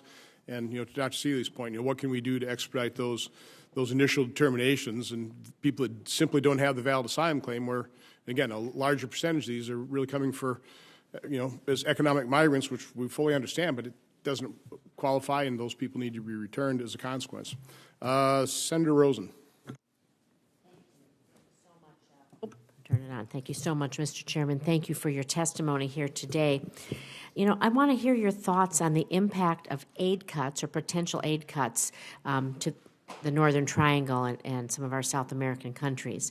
So we've been stated here, of course, it's a significant number of migrants arriving at the border, their children, their young adults, many of whom who claim a fear of persecution or harm from gang activity, other criminal groups. Last year, I visited the tent city in Tornillo and heard the stories of some of these young adults, just like you have, who fled their home for safety in the United States. So over the last several years, the U.S. has provided millions of dollars in foreign aid to support community-based crime and violence programs, which aim to provide services to youth who are at particular risk, can be victims or recruited, and also to protect women from domestic violence and other types of sexual violence. And so we've done other things that address route migration, programs like nutrition assistance, training police officers. The International Justice Mission's been working with local authorities in Guatemala to increase the prosecution of child sexual assault with support from a State Department grant. So my question for you, Dr. Seeley, is this. How do you feel cutting aid to these programs and other programs like this will impact the situation on the ground, including violence and impunity, and that motivate people to come to the United States? Yeah, I think it's important to note that most of this aid, very little, if any aid, actually goes to governments themselves. This goes primarily to NGOs, and some aid is actually within the U.S. government, obviously, itself. So the kind of things that we have seen work on the ground, and again, everything, when we say work center, everything is sort of, it's preliminary. You have to take it with a bit of a grain of salt because everything is a moving target. But the things that seem to work, right, are, engaging, particularly in El Salvador, has been engaging young people in activities, both youth employment, but also recreational activities, building community policing, for example, investing in agricultural areas in Guatemala and Honduras seem to have had some payoff. And then there's a lot of support for the kinds of prosecutions that you mentioned. And a lot of, in El Salvador, we've done a lot of work actually with the Attorney General's Office on prosecution of corruption as well, on technical know-how to be able to prosecute corruption. So my fears with aid cuts is you see a backsliding. The governments will not be affected in this sense, but communities will be affected, and people who are struggling to make their governments less corrupt will be affected. The institutions and the organizations that have been pushing for better governance are the ones that are affected. And so if we do this to follow up and we remove some of our influence in the region, do you think other international actors like China are going to come in and fill this void, making us less safe and possibly increasing reasons for people to come? Well, Senator, certainly in El Salvador, the Chinese have been pushing in very aggressively to try and do a major development project and to become sort of the substitute for the U.S. I think the incoming government is more skeptical about that, but I think that is, obviously, if we withdraw our influence, the other actors will want to be present. We've seen this elsewhere in the hemisphere, right? Both China and Russia have been present in different countries where the U.S. is less active. So you would agree that increasing support, trying to find good ways to support, and of course measure how that may have an impact, gathering the data after, would be a good investment for the United States security. That would be a good investment. And I think one of the things that's been missing that we should do is actually gather data on what works. Right. Both tangible and intangible. I mean, it is both the programs that work, but also what made it work. And I think one of the things that seems to have worked in El Salvador is that you had buy-in from both main parties as well as civil society and business groups at a real local level to make things happen, and we really worked on that governance side. It's harder to do that in Honduras and Guatemala. They're less sort of developed, but those kind of intangible things that make a program stick are as important as the tangible things about whether the program reaches the right young people and so on. You got to measure both of those. Do you think we could import programs from other countries around the world that we may have had success in supporting them and import those best practices to the Northern Triangle? I think we can do that, but I think we also need to make sure we adapt it to the conditions on the ground. But certainly we have a lot of know-how, and it's not just us. In some of these countries, we are also working with the European Union, working with Canada. There are other governments. We tend to be the catalyst. Right. And I don't think we should forget that. I mean, I think the U.S., part of our role in the world is not doing everything ourselves, but we're the catalyst to get other people involved. Right, and just trying to stop it at the core. Yeah, exactly. And so I think if we see that leadership, others are going to also wonder, who have been trying to help out are also going to wonder. But I think bringing in that global knowledge, we could do a lot on the ground. And the last thing I want to say is, of course, there's always bad actors. We know about the smugglers. You've talked a lot about them. And so what do you think we could do more to disrupt the smuggling networks? I can take that. I did 20 years in the FBI, and so we've talked a little bit about that. And I think that's a great question because we can address all these pull factors and incentives, but we have to attack the cartels. And what I've been trying to say is we need to attack the cartels, man, with the same intensity, commitment, and veracity that we have terrorism. We have to. This has to be a whole-of-government approach. This isn't a CBP thing. This is DEA, FBI, because there's a lot of money involved, so they're going to put everything they have into it. They don't want to lose. If it's billions of dollars, they don't want to lose that. Yes, ma'am. They're a multi-billion-dollar industry, and they are a talented organization. They're an industry. That's exactly right. Yes, ma'am. And every time we do something, in the law enforcement, we call it TTPs, techniques, tactics, and procedures. The cartels change. As soon as we do something to get them, they change. And they can continue to do that, and history shows that. So that's a significant issue. So as we're talking about these things, that is something from the entire government, a whole-of-government approach, we have to address. I agree with Andrew that realistically, are we going to totally decimate them? No, but we can hit them hard. And this is where we can partner with those countries on both ends to maybe capture them in the middle. Yes, ma'am. Thank you. I appreciate your time. Senator Sinema. Thank you, Mr. Chairman, and thank you to our witnesses for being here today. Our nation faces a critical situation along the southwest border with serious security, economic, and humanitarian consequences for my state, Arizona. Today in Arizona, CPB and ICE are releasing asylum seekers fleeing violence and instability into our communities. One way we can protect our communities and uphold our values is by treating these children and families humanely and with dignity. I believe it's vitally important that DHS work with our NGO partners to make this asylum process as smooth as possible. But our ports of entry also face uncertainty and disruption. The decision to transfer officers from Arizona ports threatens our security, including our ability to stop the flow of drugs into the United States, which is why I've asked CPB to reverse this decision and secure our ports of entry. Our border security workforce is also stressed and tired. I've heard stories of officers who are working 16-hour shifts at our posts, leading to attrition and burnout amongst an already overburdened force. And as we heard from our witnesses today, the number of migrants from Central American nations coming to our borders and seeking safety is high. So we need to tackle this issue with common sense solutions. I think Congress must focus on ideas and initiatives that improve our security, strengthen our economy, and uphold our values. And I think we should oppose proposals with dangerous and harmful consequences, such as closing the entire southwest border. So I'm committed to working in a bipartisan way to finding solutions that keep Arizona families and communities safe and treat migrants humanely. My first question is for Dr. Seeley. The most important assets and resources we have at our ports are our men and women who are working on the front lines. And as I had mentioned earlier, I disagree with DHS's recent decisions to remove officers from ports in Arizona.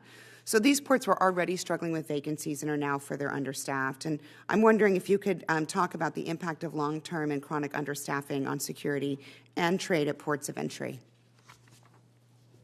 Thank you, Senator. I actually arrived this morning from Phoenix, Arizona, so was talking with people about the concept. Very jealous. Yes, it's always lovely to be in Arizona, actually. Great state of Arizona. And it's a state I've mentioned a few times today because it really is so deeply connected. The border matters. It's 46%, I believe, of Arizona's exports. That's right. That go to these are actually, as we were talking earlier, these are really production chains that span across the border, where you have things moving back and forth and goods being made across the. So I think the chronic understaffing of ports of entry and the lack of technology, which Chief Morgan mentioned earlier, the lack of investment in technology at the ports of entry is a major issue. And this is something we could fix, and it is something that it does not break the budget to try and address it, actually. It would be very well done. I would disagree a little bit with Chief Morgan on one thing, which is the statistics that come out of CBP do indicate that if you take marijuana out of the equation, all other narcotics, overwhelmingly 85 to 90%, do come through ports of entry. Now, marijuana does tend to move between ports of entry, and there is some other drugs that move between ports of entry, but they're fairly rare.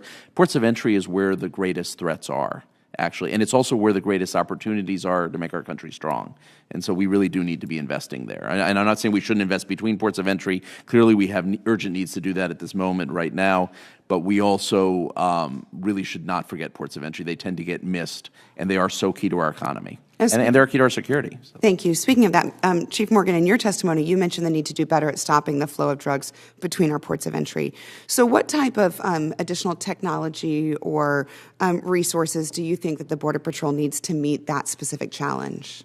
So that's a great question, Senator. And actually, no, I agree that the majority of drugs are coming in those categories: meth, fentanyl, heroin. It was the marijuana that I said. But here's the thing where I will depart is that the reason my statement is that in between the ports, because 50% of the border is wide open and not secure, we don't know what's coming through. And at the ports of entry, we're offensive. We get to stop every person, every vehicle. So, of course, we should be interdicting more at the ports. We should really be afraid the ports, but also in between the ports. And so the technology that we need, there's a whole list of technology we need. We need fixed mobile surveillance. We need better surveillance. We need an updated surveillance. We need a capability to have that surveillance be interconnected from sector to sector, and it just, the list goes on and on. We can use more drones. All that stuff that's been talked about, right?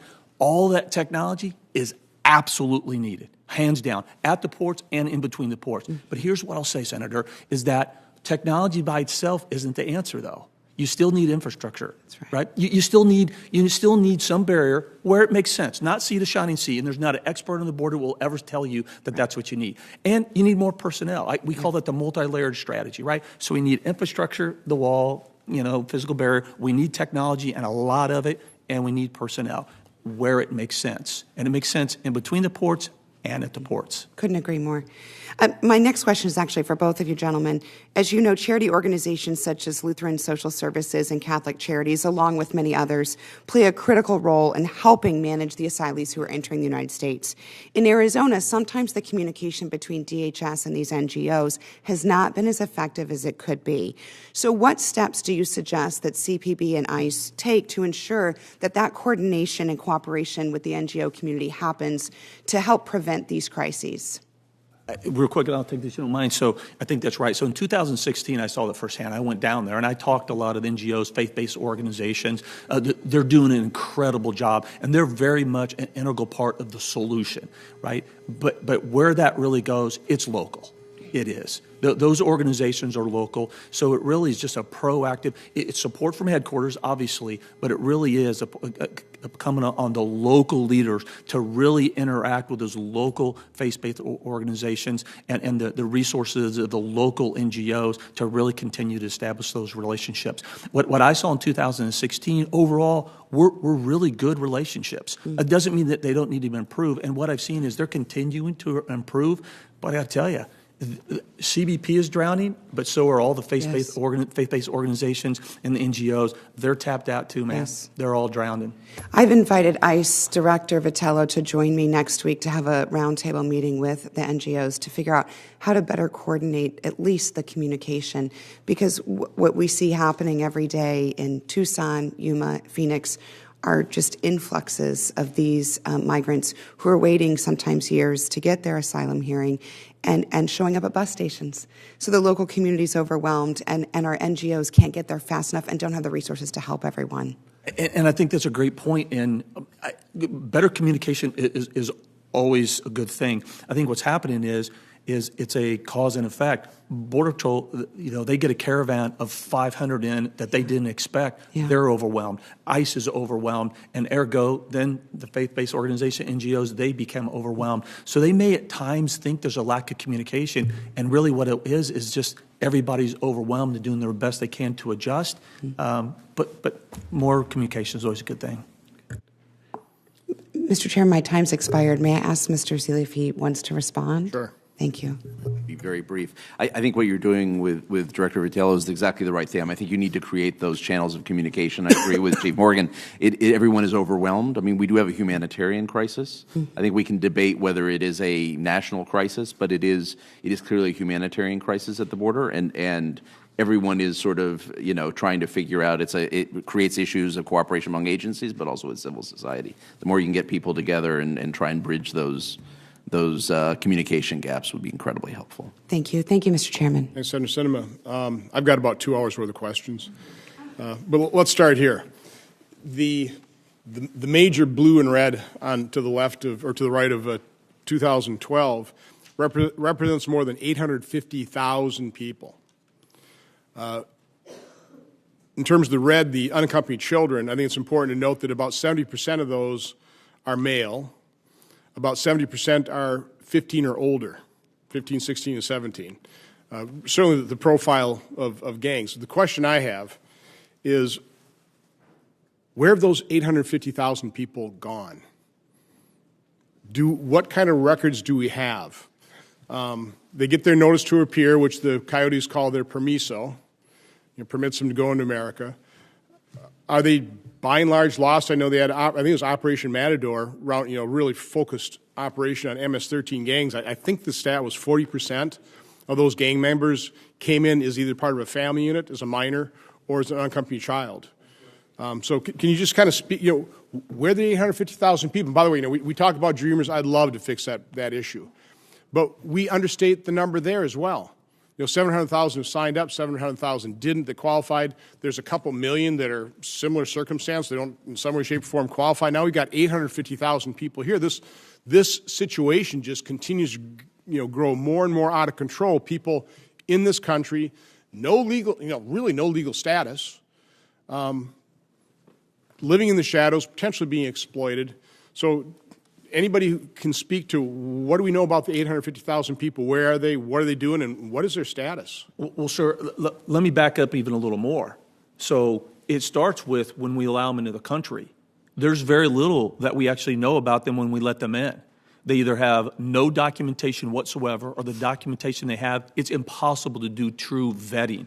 So to a large degree, we, again, and I said this before, we don't even know who we're letting in. So that dramatically reduces our ability to keep track of these people when we don't even know who they are. And again, because of Flores, I mean, the length we can really detain and lack of detention facilities, literally CBP doesn't have the time, as hard as they try, to determine, is that the father or the sex trafficker? Is that his daughter, or is that his sex trafficked victim? Right, and they're overwhelmed right now, and so Border Patrol now, instead of giving them the ICE, Border Patrol's releasing them directly because, I think the commissioner said it accurately, said 4,000 were full, 6,000 is a crisis, we're at 13,000. By the way, CBP is not trained to do that, right? I mean, they are trained to hand them off to either ICE or HHS. Correct. And now they're being, because HHS can't accept them. Correct. Not the numbers were coming in. So now CBP is being tasked to do something it was never intended to do and not particularly trained to do. Correct.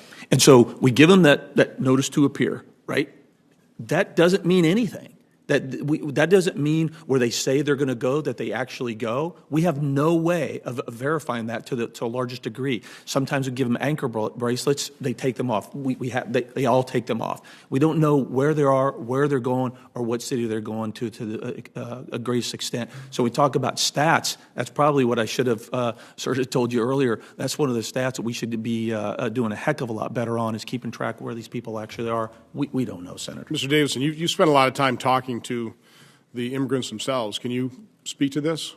I'll tell you anecdotally, they do take the ankle bracelets off, and it just occurred to me on your earlier question about data, the ankle bracelet program is a subcontractor with ICE. It's a company that makes them. Maybe we could get information about how many of these ankle bracelets get cut off and thrown away. As I said, anecdotally, we'll send out a letter. When you go to the shelters, these people will tell you, if you talk to them long enough, yeah, they're going to take it off once they get to where they're going. There's also stories of seeing garbage cans full of these things at bus stations all up and down the border as well. So the ankle bracelet does not seem to be an effective alternative to detention.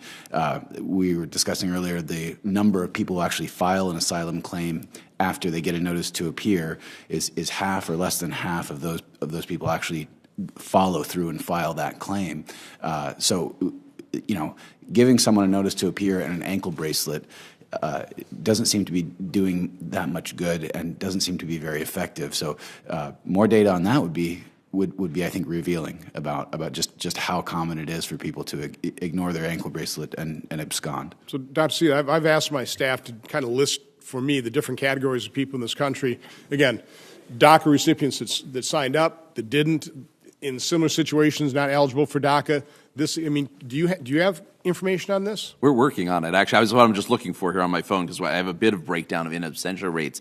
But it's incredibly. But that's a set of that, actually, right? So we don't have good data on this. And let me point out one thing which I think gets missed in the debate, which is sort of interesting.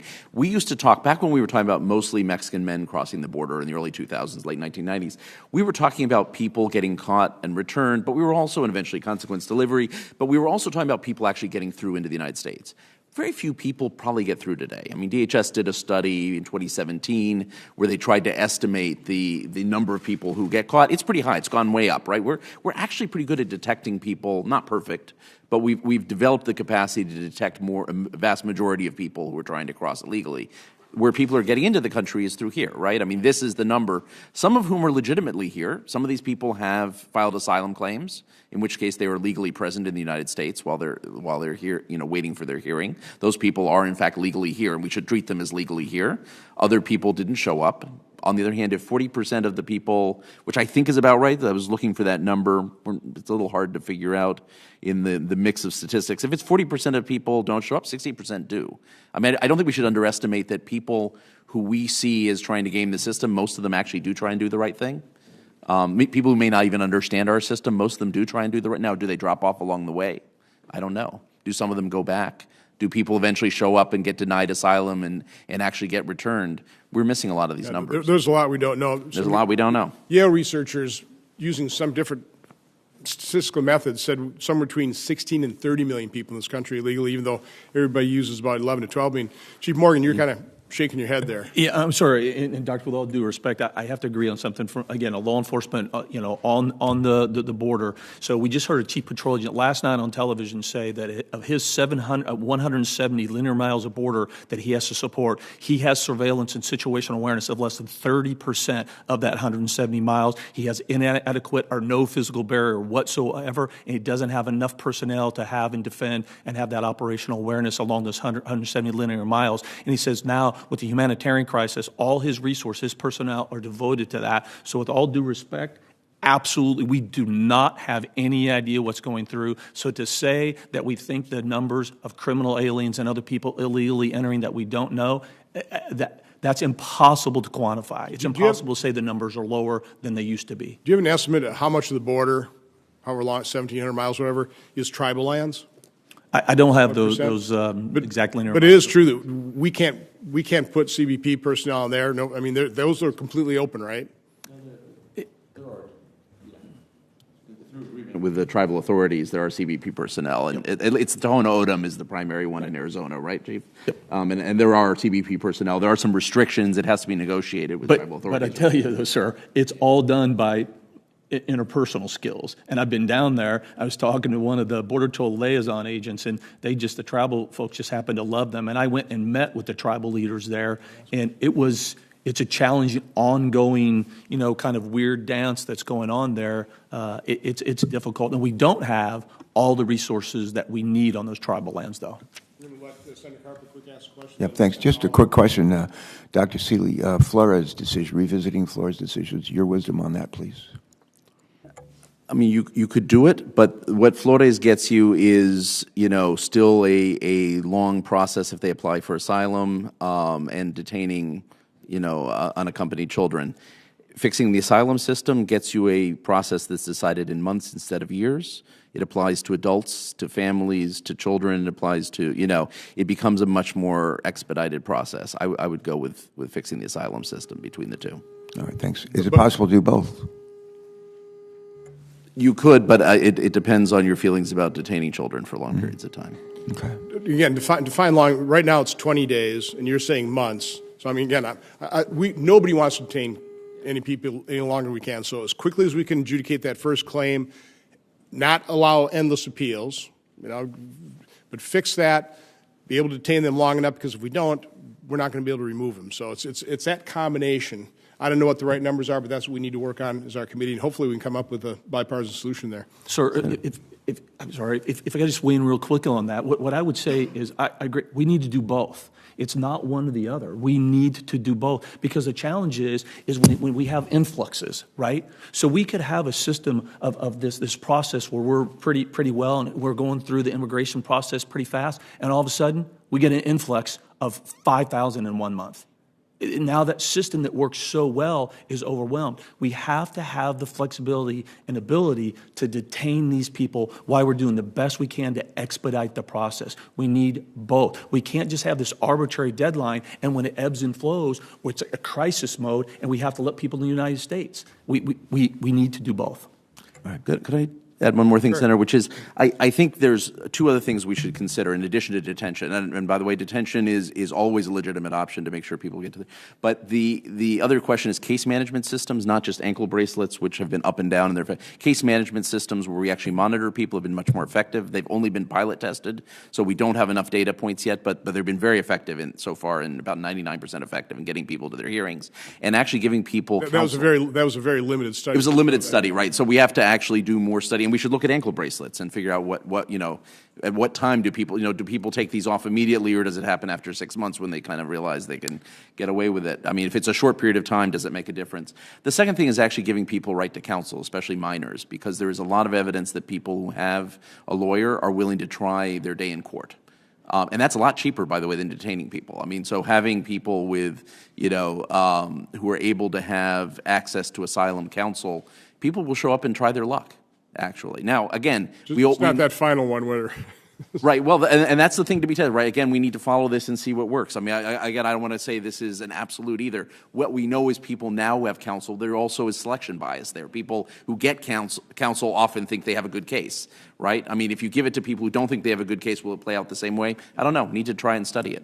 Thanks to all of you. Thank you very much. And somewhere there's some things we can agree on that will at least improve this. So I'm all for continuous improvement. Senator Hawley. Thank you very much, Mr. Chairman. Mr. Morgan, I was struck by something that you said in your written testimony, that every city in the United States is a border city when it comes to narcotic smuggling. That's something I think that many people, especially in the media, don't appreciate, and I just want to amplify that. In my own state of Missouri, 2017, the state estimated that 760 Missourians just in St. Louis, lost their lives to opioids. That is 1 in every 65 deaths in 2016. That number was higher. I know from law enforcement in my state, where I was recently Attorney General, that we are awash with methamphetamine. It's coming over the southern border. We have a serious fentanyl problem. It's coming over the border. We have a serious heroin problem. So is it safe to say that even interior states like Missouri are border states for purposes of narcotic smuggling? Absolutely. I'm a Missourian myself. I was born in Missouri. And so absolutely. Every single city in this country is a border city. Every single major metropolitan city and other rural are impacted by the crisis at the border. The drugs coming through the southwest border are entering every city in this country. That's not hyperbole. That's fact. 70,000 plus deaths, 90% of heroin coming from south of the border. The southwest border crisis is everybody's problem in this country. Very well said, and I just want to underscore that it is local communities, often rural communities, as you point out, local law enforcement who are left to pick up the pieces here, and the costs really are staggering. Mr. Davidson, let me turn to you. Thank you for your outstanding reporting on this issue over many months. I just want to give you an opportunity to further tell this story here. Put this on the record for us. Who is it who controls the border on the southern side? Not on the U.S. side, but on the southern side. Who effectively controls that border?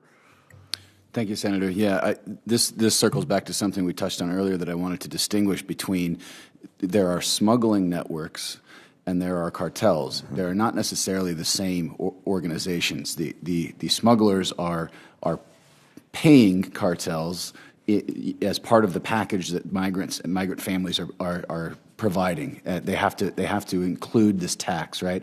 But there is no question that the border is secure on the southern side, and vast stretches of the border on the southern side are controlled in an iron-fisted way by cartel and cartel factions, especially when we're talking about the Gulf cartels. A lot of these cartels have broken up and fragmented over the past decade or so, especially in the Gulf region, across from the Rio Grande Valley, places like Reynosa, and across the entire area south of there to Monterey.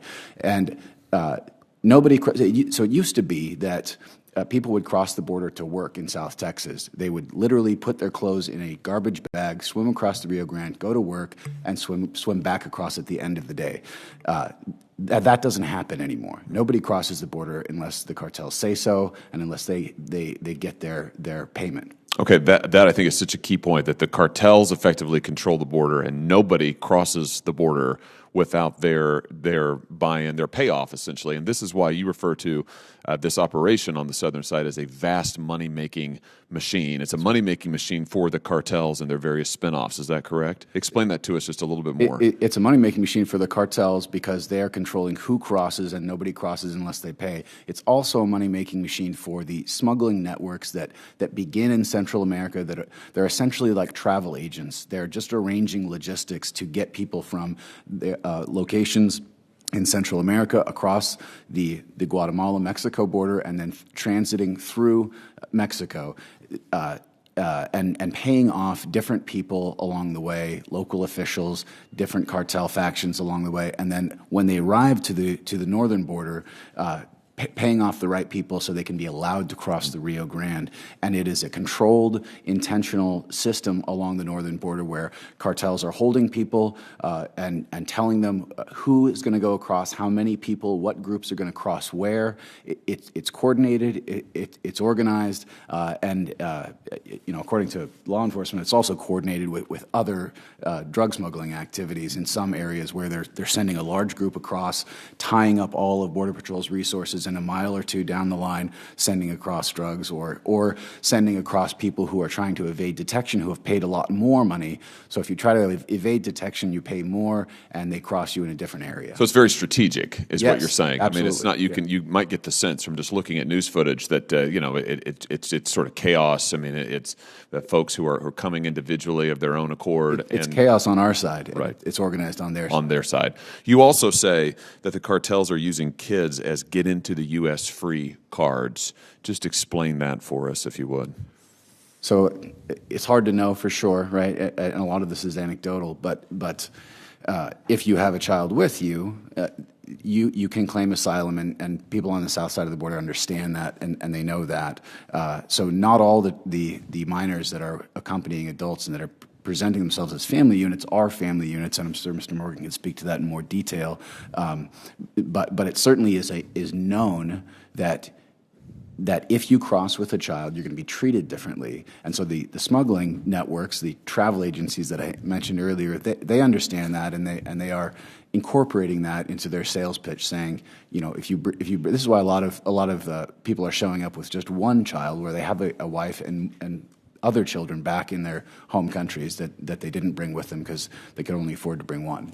Mr. Morgan, do you want to add to that? So everything he just said was correct. And I would say go back to the chairman's chart, right? Big blue. That's why you're seeing big blue. Mm-hmm. And a lot of the stuff we're talking about, to some degree, with all due respect, it's white noise. Now, I'm not saying we don't need to do all this work with Mexico and Northern Triangle countries. Yep, E-Verify, all this stuff needs to be done.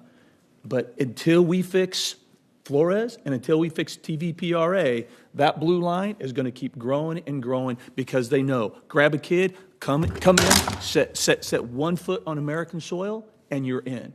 If we don't fix that, it's not going to stop. I just want to make sure that we get crystal clear and that the public understands that what's happening in my home state of Missouri with the drugs that we are facing, with the onslaught that we are facing, is directly tied to the behavior and strategy of these cartels on the border who control effectively the southern border, who have a strategy for conducting their business operations and who are making vast sums of money at our expense and at the cost of lives in our home states. I'll give you one more quick example. So the cartel will actually send in an old military term called LPOP, observation posts and listening posts. They will actually send smugglers or cartel members miles into the interior of the United States side, miles, with communication, sophisticated communication devices, with surveillance equipment, and they will actually monitor the activities of the Border Patrol. And so they will actually then use the caravans. And right now, you're seeing some of these caravans actually go to really remote areas. The cartels are forcing them to traverse really adverse terrain. Why? So the Border Patrol has to take a long time to get there, and while they are, the LPOP says, clear to go into this section, and stuff's coming across. Thank you, Mr. Chairman. First of all, excellent line of questioning. Our compassion is completely being exploited. I mean, it is. It's interesting. We know how to secure the border, or somebody knows how to secure the border. It's just not us. It's the drug cartels. I did hear the Secretary, can anybody confirm this, just recently say that they are breaking up child recycling rings. Apparently we don't take biometrics on children 14 or under 14, and so those children can be sent back over the border to be hooked up with another adult to come. Anybody have? Again, I heard the Secretary talk about that, so I'm assuming it's true. So I don't have any stats, and I don't think they've got those stats yet, but again, anecdotal, absolutely happening. The children are being recycled, and we're seeing, again, I don't remember the exact stats, sir, but thousands, Border Patrol has identified thousands of people that are claiming to be a parent or guardian. It turned out to be completely and just false. real quick, before I turn to Senator Peters, so the drug cartels for years have been using minors as mules, because they're minors and they don't get prosecuted the same way. That will continue as well, correct? Yes, sir, absolutely. I would say it's going to expand. Senator Peters. Thank you, Mr. Chairman. And for my question, I have a statement from Church World Service that they would like to have in the record, and I would like to enter into the record by unanimous consent. Without objection. Thank you, Mr. Chairman. Well, one thing, we've unpacked a lot of issues related to dealing with the situation on the border, but to me, as I listen, it is clear that Mexico is an important player in all of this. And I understand, Mr. Morgan, some of your points about other things that we should look at, but nevertheless, folks to get to the United States have to go through Mexico in order to get there. And I remember being on the border, actually, on the trip that we were on a couple of years ago on the border with Guatemala and Mexico. We walked across the bridge where the officials were and where they had control, but if you look to your right and if you look to your left, there was basically a flotilla of boats. A flotilla of boats going back and across the borders that were very porous, to say the least. So we need to actively engage, though, the Mexican government in this. And it sounds as if they are, at least based on the testimony we just heard, they are not in control of the northern border. It's the cartels that are in charge of the border. Dr. Seeley, I would kind of ask your assessment of that. And is Mexico just unable, or are they unwilling to address the large number of folks? Or is it a combination of the two? How would you assess the Mexican government right now? Good. I was going to say two things, actually, on that. And one is, I think we should also be mindful, there's sort of two other actors. American consumers of illegal narcotics are also funding the cartels that control. So we are actually the financiers of some of this. But the other actor that is in the play here is the Mexican government, is particularly immigration authorities in Mexico that are often in league with the smugglers. And I'm sure you've run into this a lot as well. The smugglers, the other people they pay off besides the cartels at the border along the way is the Mexican immigration authorities, both in southern Mexico and at checkpoints along the way. The Mexican government has said that they want to clean this up. I think there is, at least in some levels of the government, I believe that. I think there are some people they've put in place that have a record of fighting corruption that want to do this. I think it is a big question. It's not the first time I've heard this said in the Mexican government, however. It's a tough thing to do. I think that is one area where we could actually play a pivotal role in working with the Mexican government on how you actually begin to clean this up. Because it goes very deep. And it is part of the business model of how the Immigration Authority has worked for a long time. I'd like you to do a deeper dive into that statement. So what sort of leadership would we need to see from the United States to make that kind of change and to work with the Mexican government for them to step up their actions? I think there's sort of three things that Mexico wants to do. One is to increase their legal pathway. So their asylum system, they need to finance it. We could put in some incentive money, but it is sort of like we heard earlier, sort of you put in one, you get, they put in 7, we put in 1. We can help them, but it's their job to do. They want to create work-based visas. They need to do serious enforcement. They have done, Mexico deports more people than we do. This is to Central America. It's a little known secret. The Mexican government actually does deport a lot of people, and they have for years, since 2014. But that said, there is neither a real structure around it to figure out sort of the consequence delivery that we did in the United States, nor is it done with respect for human rights. On both sides. Neither is an enforcement question, nor is a rights question, is it great. And the third thing is cleaning up corruption, and their intelligence matters. And also law enforcement experience matters. How do you clean up an agency? We have a lot of experience in this. How do you deal with a situation where your agents can make 3 times as much money by being corrupt? How do you actually keep them on the right? What are the sort of incentives that keep people on the right path? And how do you recruit the right profile of people? Look, we deal with this all the time at CBP. This is an issue in ICE, right? And we have a pretty good track record, actually. People have huge incentives to go off the right path, and most people don't do it, right? That is, we figured this out. Mexico has only begun to think that they need to figure this out. So a lot of know-how and a little bit of intelligence on what we know, because we know a lot of stuff about where the smugglers are paying people off as well, helping them figure out those specific points that are probably the most of greatest concern. In a Judiciary Committee hearing previously, you testified that there were some things that you saw potential. I think you've highlighted a couple right now. But now only a few months have passed since that. But give us an assessment. Have you seen them actually taking any action along the lines that you thought had potential a few months ago? I think they are. They have not increased funding to the asylum system. They keep talking about doing it, but they have not done it as yet. They have not invested in the Immigration Institute as yet, although I think the person in charge of the Immigration Institute is someone who is serious about cleaning it up. He's someone I've known for a while. I believe he's, his previous job, he was someone who cleaned up an institution.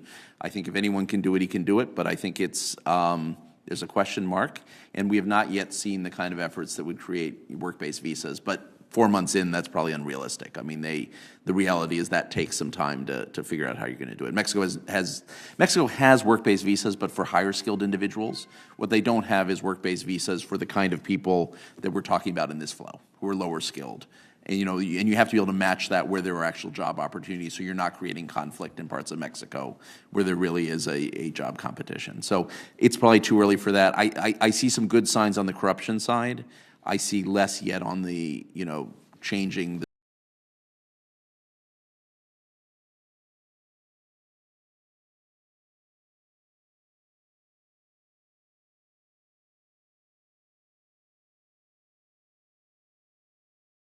I think it'll get done quicker than if we threaten them. The one final question, Mr. Chairman, then I'll let you take the rest here with your questions. You raise an issue that Mexico deports more Central Americans than we would otherwise suspect. Why? Who are they deporting? We're still seeing the flow north to the United States. Have they reduced that flow, or are they deporting a different set of individuals? Mexico deports, I believe it's about 100,000 Central Americans more or less a year. I mean, it's actually a large number.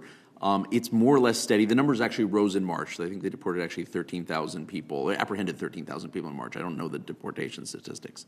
No, actually I do. It was 12,000. So, I mean, it's actually gone up a little bit over the traditional number, but it's sort of been a lag. But it is, and Mexico does not actually have some of the same limitations on detaining people. I mean, they deport them fairly quickly, actually. So now a lot of people are applying for asylum in Mexico as well. Mexico has a significant, they're on target to about 50,000 asylum applications this year from Central Americans. So Central Americans see Mexico as the first safe country. Increasingly. And by the way, I think, something that Chief Morgan said, I actually, I don't think Mexico is yet in a position to be a safe third country, but if I were, again, this goes to policy overreach. I mean, we've wanted Mexico to declare itself a safe third country and sign an agreement with us. What would be more productive is actually starting a conversation saying, we want you to be a safe third country. Let's think about 5 years from now. How do we get to that point where you meet international standards in terms of the protections you give people, and let's see if we can get there. And that actually might generate a productive conversation with Mexico, the Mexican government, about how they get to be a safe third country, which is basically a country of first asylum, rather than say you got to do it tomorrow. Because tomorrow they throw up their hands and say, we can't do it. Look, I mean, we're not in a position to do it. It's not safe for a lot of migrants. And they're right. But does that have to be the case in 5 years? Okay, what are the steps we follow? What do you actually have to have in terms of your own procedures internally? And what do you have to have in terms of protections for people who are applying for asylum? And that's the kind of thing they could get there. Great. But we should get into that virtuous conversation, virtuous cycle conversation with them. Thank you. Would it be a pretty good assumption that the people that Mexico is deporting are the ones that don't have the money to pay off the officials? Anybody want to chime in on that one? I would guess. I would say that's probably the case, right? I mean, I would say, and you may have some virtuous officials. I would not discount that. And I've been surprised by this again and again with Mexican law enforcement, that you actually do have people who do the right thing, and in people who are in very corrupt structures who turn out to be incredibly law-abiding and actually in it for the right reason. So I think there also may be people who are not bribable, but I would guess it leans heavily towards people who are trying to go on their own rather than people who are organized. Again, I think I'm trying to point out, again, the lucrative nature for the drug cartels, who are businesses. They expand their product line into a more profitable and less risky line of business with human trafficking, correct? Yeah. Sure, absolutely. I was going to add as well that there is some reporting to suggest that what was once the Gulf cartel, the Zeta cartel, which is sort of broken up into a bunch of different cartels in Reynosa across from McAllen, that cartel faction is making more money off of migration now than it is off of drugs. And that has become their chief enterprise in that city, which is a very high volume area, the Rio Grande Valley, but McAllen in particular. Part of the reason they're able to get people across is because the cities come right up next to each other on the river. it's a matter of minutes after crossing the Rio Grande that you can be in a safe house or you can be in a vehicle on the freeway and gone.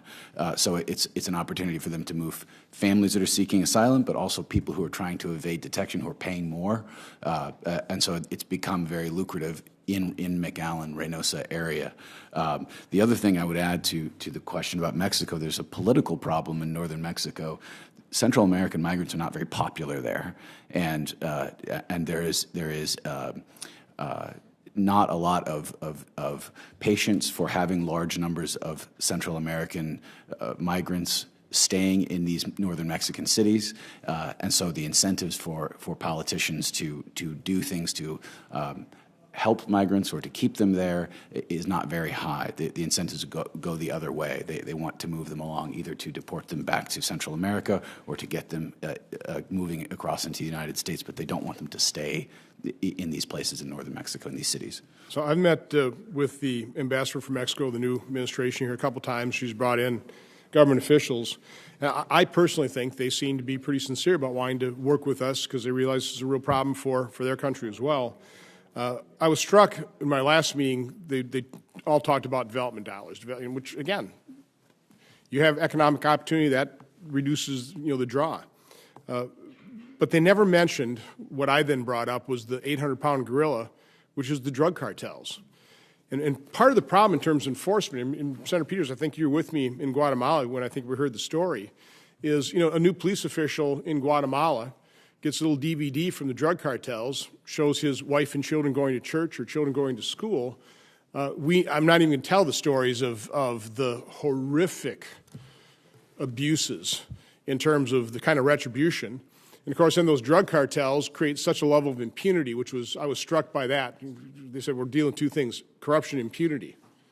Well, I understand corruption. Well, impunity is the drug cartels are untouchable because of our insatiable demand for drugs, which we funded.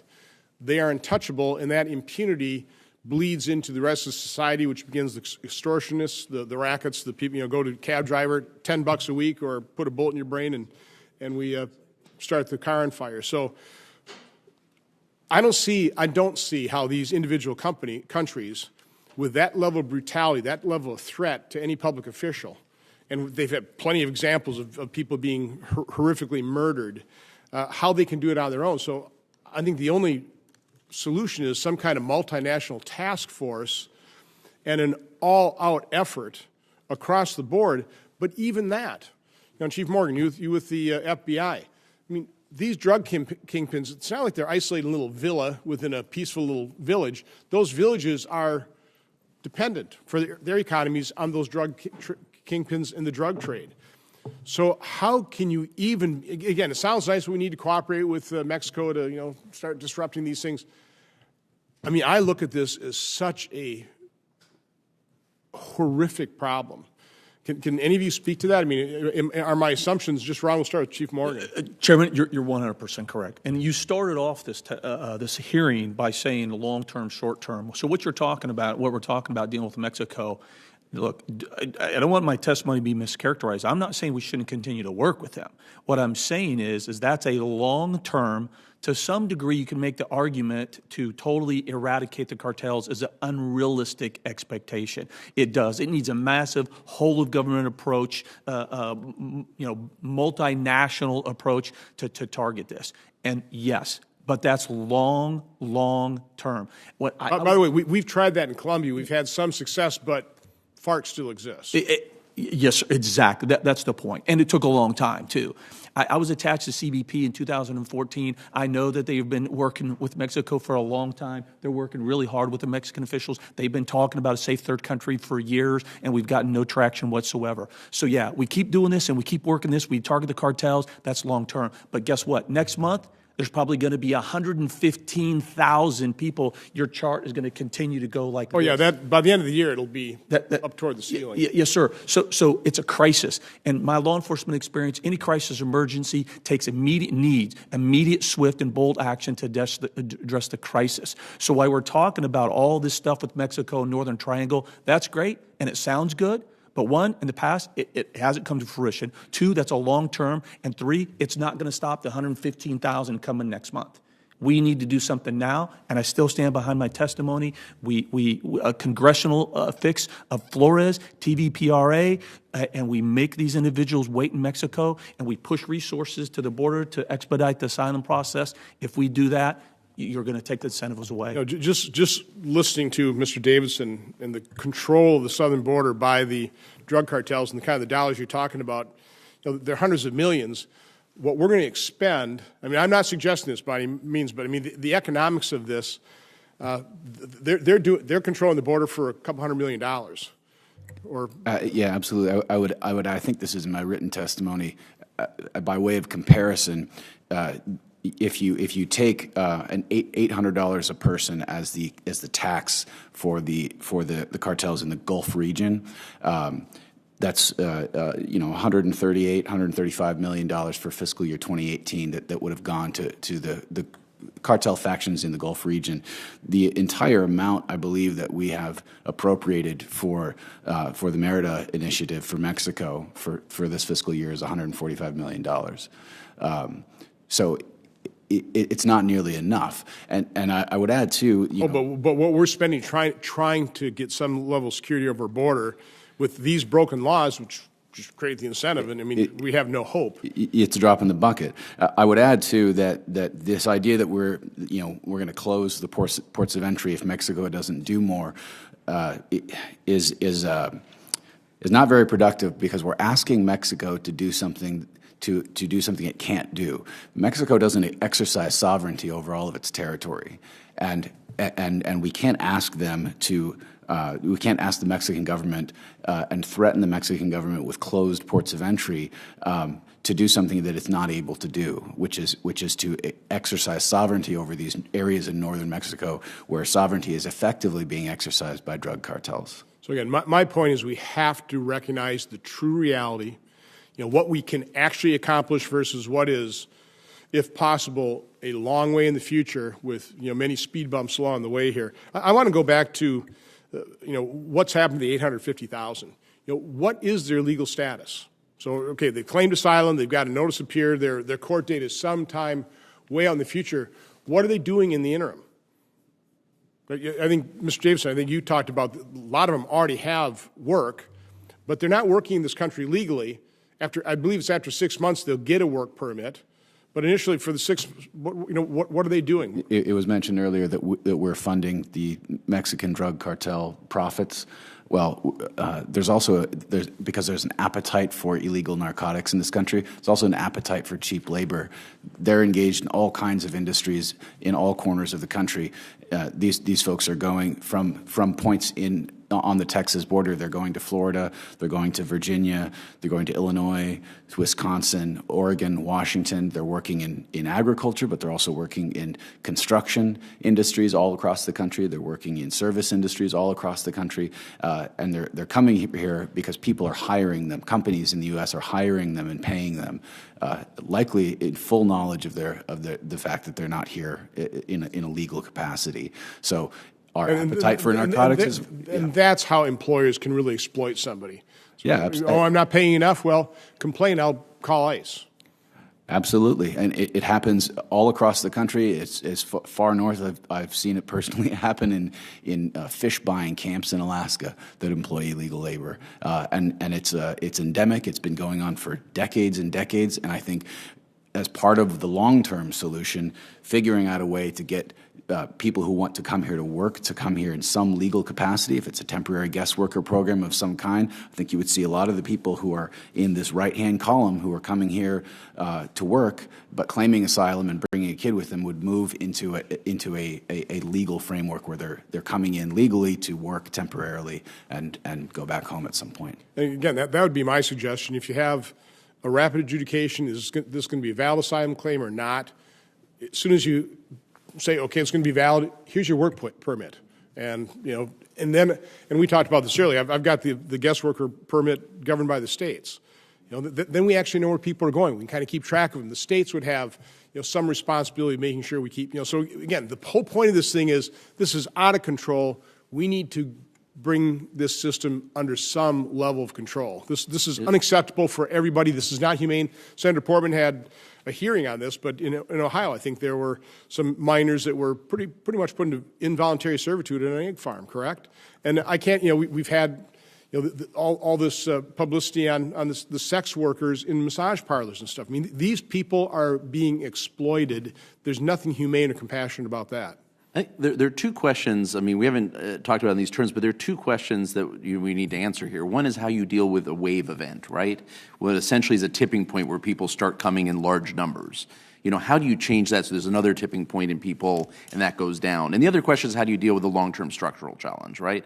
Those things are interrelated, but they're not necessarily the same thing. Malcolm Gladwell has this book, Tipping Point, where it says, multiple things interact to create a wave, and then multiple things have to interact to stop that. So clearly the legal changes is a big part of that. I agree that is clear, but also it makes sense to go after smugglers, right? It makes sense to figure out if Mexico can begin to absorb some people, or at least create the expectation that they're about to absorb some people. It makes some sense to see what you do on the ground to give some people hope. Maybe you try a pilot program on asylum or refugees or parole authority in country, which doesn't affect a lot of people because it's a pilot, but it creates a hope that maybe you don't have to make the journey. There's not going to be one thing that changes everything. But there could be many things, and then you got to figure out what you do long term. Yes, and again, I think you have to separate out these potential solutions as, again, the likelihood of them having an immediate impact on a problem that is at crisis levels right now versus something that, in the future, this will have an impact, but it's going to take quite some time. In question with Senator Hassan, you were talking about, some of the actions the administration has taken, could be a signal say you better get in here quick because we could be okay. What was going through my mind, I'll make the point now, is that is the problem, and this is across all administrations. There's only limited things you can do administratively. Yeah. And so whether it's the Obama administration, the Bush administration, the Trump administration, trying to grapple with this, with what they can do regulatorily, doesn't work. It's just simply not effective. We have to change these laws. Again, this is a responsibility of Congress. We have to do the problem-solving process, identify the problem, look at the root cause, identify an achievable solution, separate out immediate effect versus long-term, things we need to do long-term, but what do we need to do short-term? Would people agree with that? I completely agree. And here's a point, Senator, is that, again, you reverse Flores and give CBP and ICE the ability to detain these people and expedite the immigration process, and you reverse TVPRA so that you apply the same standard to everybody. You are going to end catch and release. Congress can do that. Those two things will end catch and release, and they will remove the incentive. So the immigrants will stop paying their cartels money to come here because they know they're just going to turn around and be removed. So the cartels will come up with another scheme and adjust their TTPs to start doing more stuff, more drugs, and et cetera. But you're going to cut that off. I can't emphasize that enough. And that's why I started with Michael Chertoff's example. Yes, sir. A much smaller size problem, but significant, and the impact was almost immediately, and it worked. We're clouding the issue with receiving 100,000 in last month alone. We're clouding the issue with all this other stuff. When right now, reverse Flores, fix TVPRA, and you're going to end catch and release dramatically, and you're going to see the numbers go down. That can be done immediately while we're doing everything else that needs to be done. Dr. Seeley. I would throw in one thing. One thing that Mr. Davidson has mentioned a couple times that I think is worth noting is you talk about what used to be the Zetas, the groups that are left over from the Zetas and the Gulf cartel. These were two of the most powerful cartels in Mexico. The Zetas, there was a time not long ago, 7-8 years ago, when we talked about the Zetas taking over Mexico because they were so fearsome. They're gone. Now, they're gone relatively speaking. There are lots of little groups that are little Zetas hanging out there, and there are lots of little Gulf cartel groups. It's not perfect. Right? I mean, we didn't solve the drug trafficking problem. We didn't solve the question of control. But we did create, and this was Mexico and the United States working together to go after, really targeted the Zetas and the Gulf cartel at the time they were allied, and said, this is a group that's getting too powerful. We're going to degrade them to the point where they are a local threat but no longer a national security threat. We've never actually looked at this with smugglers. in the same way. We do actually have an ability, as much money as there is in this, as much money as, as much as they can bribe local officials and so on, there's actually a pretty good track record when the U.S. and Mexican governments share intelligence and target to go after, and I'm not suggesting, by the way, that we go dismantle all the trafficking groups. I think that's unrealistic, probably unnecessary. But throwing a little bit of deterrence and throwing a little bit of a monkey wrench in what has been a fairly smooth operation for smuggling groups would not be a terrible idea. Again, all for it. Anything we can do to degrade that evil would be good. How distinct are the drug cartels from the human traffickers? I mean, again, I've just kind of assumed they just sort of spawn. It's just a increase in the product line. Now, maybe they've split off in different divisions. I mean, these totally separate groups. Chief Morgan. Well, look, I've been doing investigations for 25 years, and that's all well and good to target the traffickers and smugglers, but you have to go to the head of the snake, right? If you go after one smuggling entity or one group of traffickers, you eliminate them, another one will take their place. You have to cut the head of the snake off, and so you have to go after the leadership of the cartels. But I think John explained it best, is that they're like a McDonald's franchise, right? They're independently operatedly owned, but they still belong and still have to pay to the over-governing franchise. And so, yeah, they don't own anything, the smugglers or traffickers. They have to pay for their routes. They have to pay to work in a certain plaza, and they have to pay, a tax to the cartels to be able to facilitate what they're doing.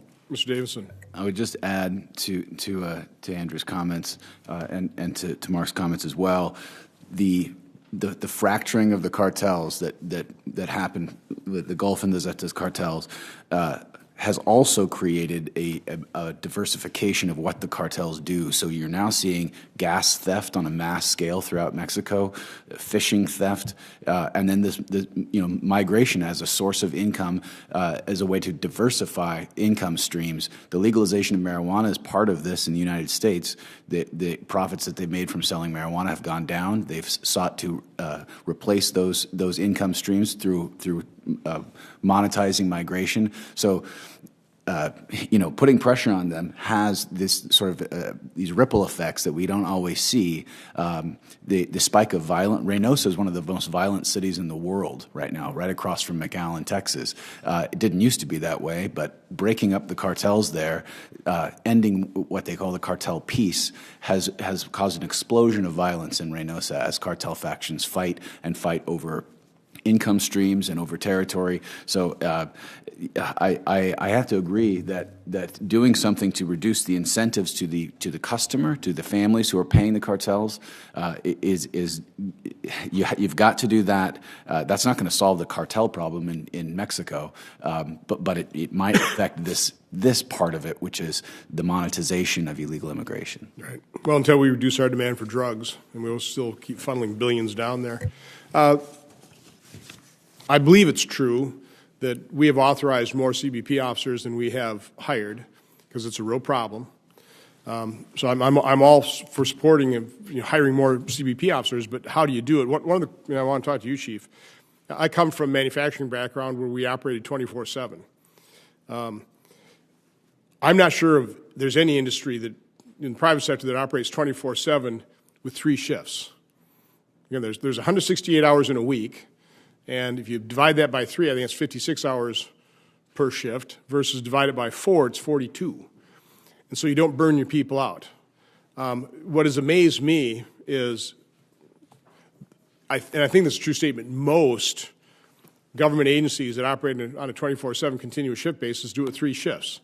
Then they have to work overtime, and it fatigues people. It doesn't lead to, from my standpoint, probably very good job satisfaction. I mean, if you like working 56 hours a week, and there aren't too many Americans that like that day in and day out. Everybody likes the overtime, but by and large, people kind of like to stick within that 40-some-hour work week.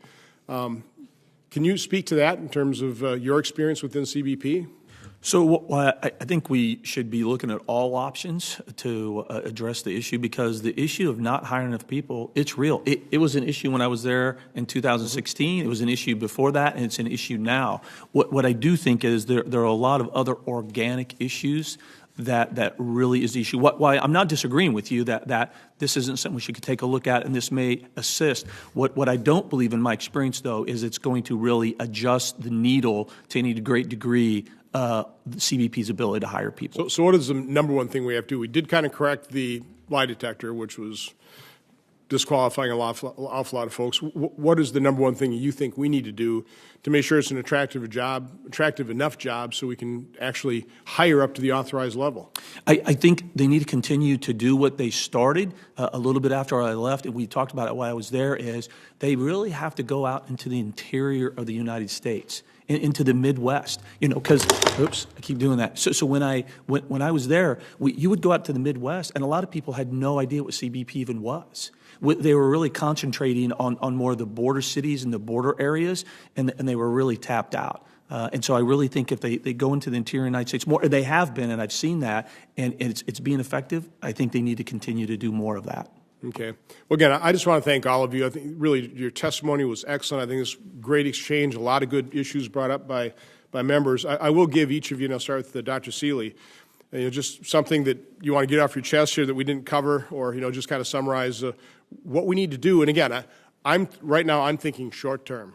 What I want our committee to concentrate on is let's try and address this short-term crisis as effectively as we can, because we have to change laws. And what's that going to look like? So if you want to chime in on that, I'd be happy to hear your comments. I mean, I will just repeat what I've said already. The thing, if we were going to change one thing legislatively, although it could probably be done as rule change administratively as well, is I'd change the asylum system adjudication. It is the thing that you can convince people is both fair to people who are asylum seekers, but also tough-minded with people. So let's talk. So let's drill down on that. Yeah. So do you think we should have a higher hurdle rate? Right now, in my understanding, the credible fear, the way that's interpreted by the court, is you have about a 10% chance of actually proving your asylum claim. Yeah. If we increase that About to 80% a different standard, again, I'm not a lawyer. Yeah. These types of things drive me nuts. But people saying a significant Yeah. chance or whatever. Is that what you're talking about? No, I'm talking about, I think that you do not send the cases to the immigration courts at all. You send them straight to an asylum officer, a USCIS asylum officer. We do have to make some investments, although we also have trained I think officers. people are happy. Do you believe Yeah. that on a bipartisan basis people would accept the determination of those individuals charged with making that initial determination that would, in effect, be final? Yes. Or people that that don't meet that initial bar and we remove them? I think you could get a broader consensus around it. I don't think you'll get everyone on board. I think you're going to get some people on both the left and the right that will not be comfortable with it, but I think you'll get a broad spectrum of people who could agree that it's both fair but tough-minded. It keeps it makes our asylum system have integrity. Asylum systems shouldn't be used for labor migration. They should be used for protection.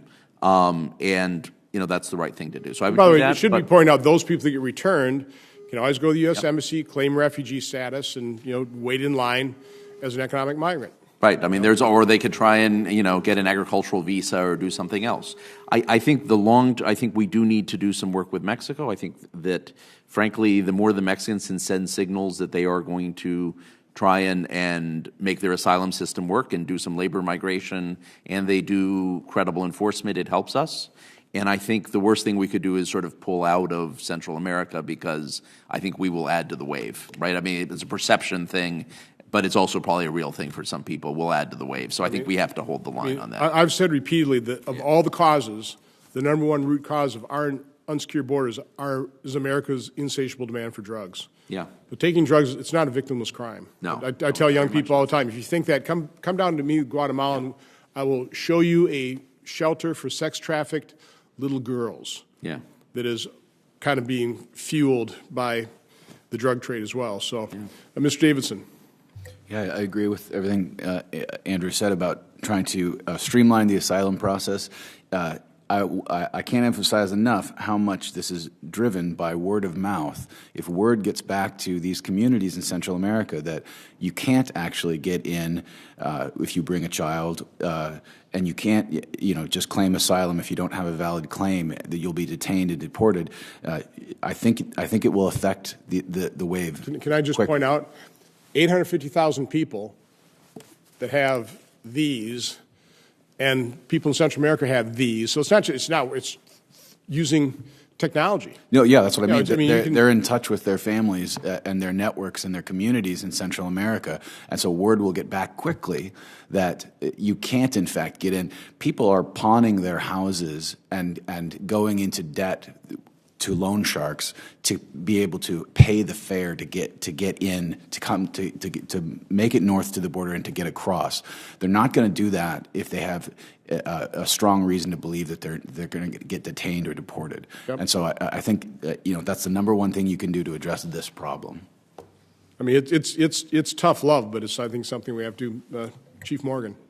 Just to recap what I've said, I think that, again, I agree. Actually, both these gentlemen said, it was specifically with the streamlining the asylum process. But again, to reiterate, to fix this problem immediately, we have to remove the incentives.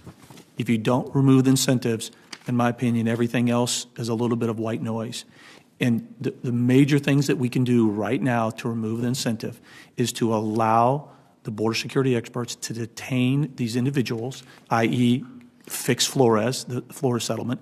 2, they absolutely need to reverse TVPRA and make sure that it's applied to everybody so we don't have that mandate. Because right now, as I've said, grab a kid, enter illegally, 1 foot on American soil, say the magic words, and you're here indefinitely. If you fix those things, you remove and you end catch and release. The last thing that I'll say is that right now what we also need to do to remove those incentives, to remove that perception that once you get here you're going to remain indefinitely, is we need to support and increase ICE enforcement, interior enforcement. Right now we have over 1 million individuals who came here, majority of them illegally, filed for asylum, and either through absentia or their claim was denied, have received a deportation order of removal. 1 million, yet they still remain in this country illegally. If we start an enforcement operation to remove those individuals, you'll also make a huge dent on the incentive. And I'll repeat, we had a hearing on MS-13, unbelievably vicious gang. And that was pretty revealing. But as I said, I think Operation Matador, 40% of those people rounded up in that operation, MS-13, came in as unaccompanied children or unaccompanied child. So, again, I just want to thank all of you. This is exactly what I was kind of hoping this hearing would be. I think we've laid out some realities. I think you've certainly informed this committee. The next step is to utilize this information to, again, develop or agree on what is an achievable goal, in particularly the short term, and work on the policy suggestions. And again, I agree with you, Dr. C. I mean, I think that is the basic. We have to attack that the way we come to that first conclusion.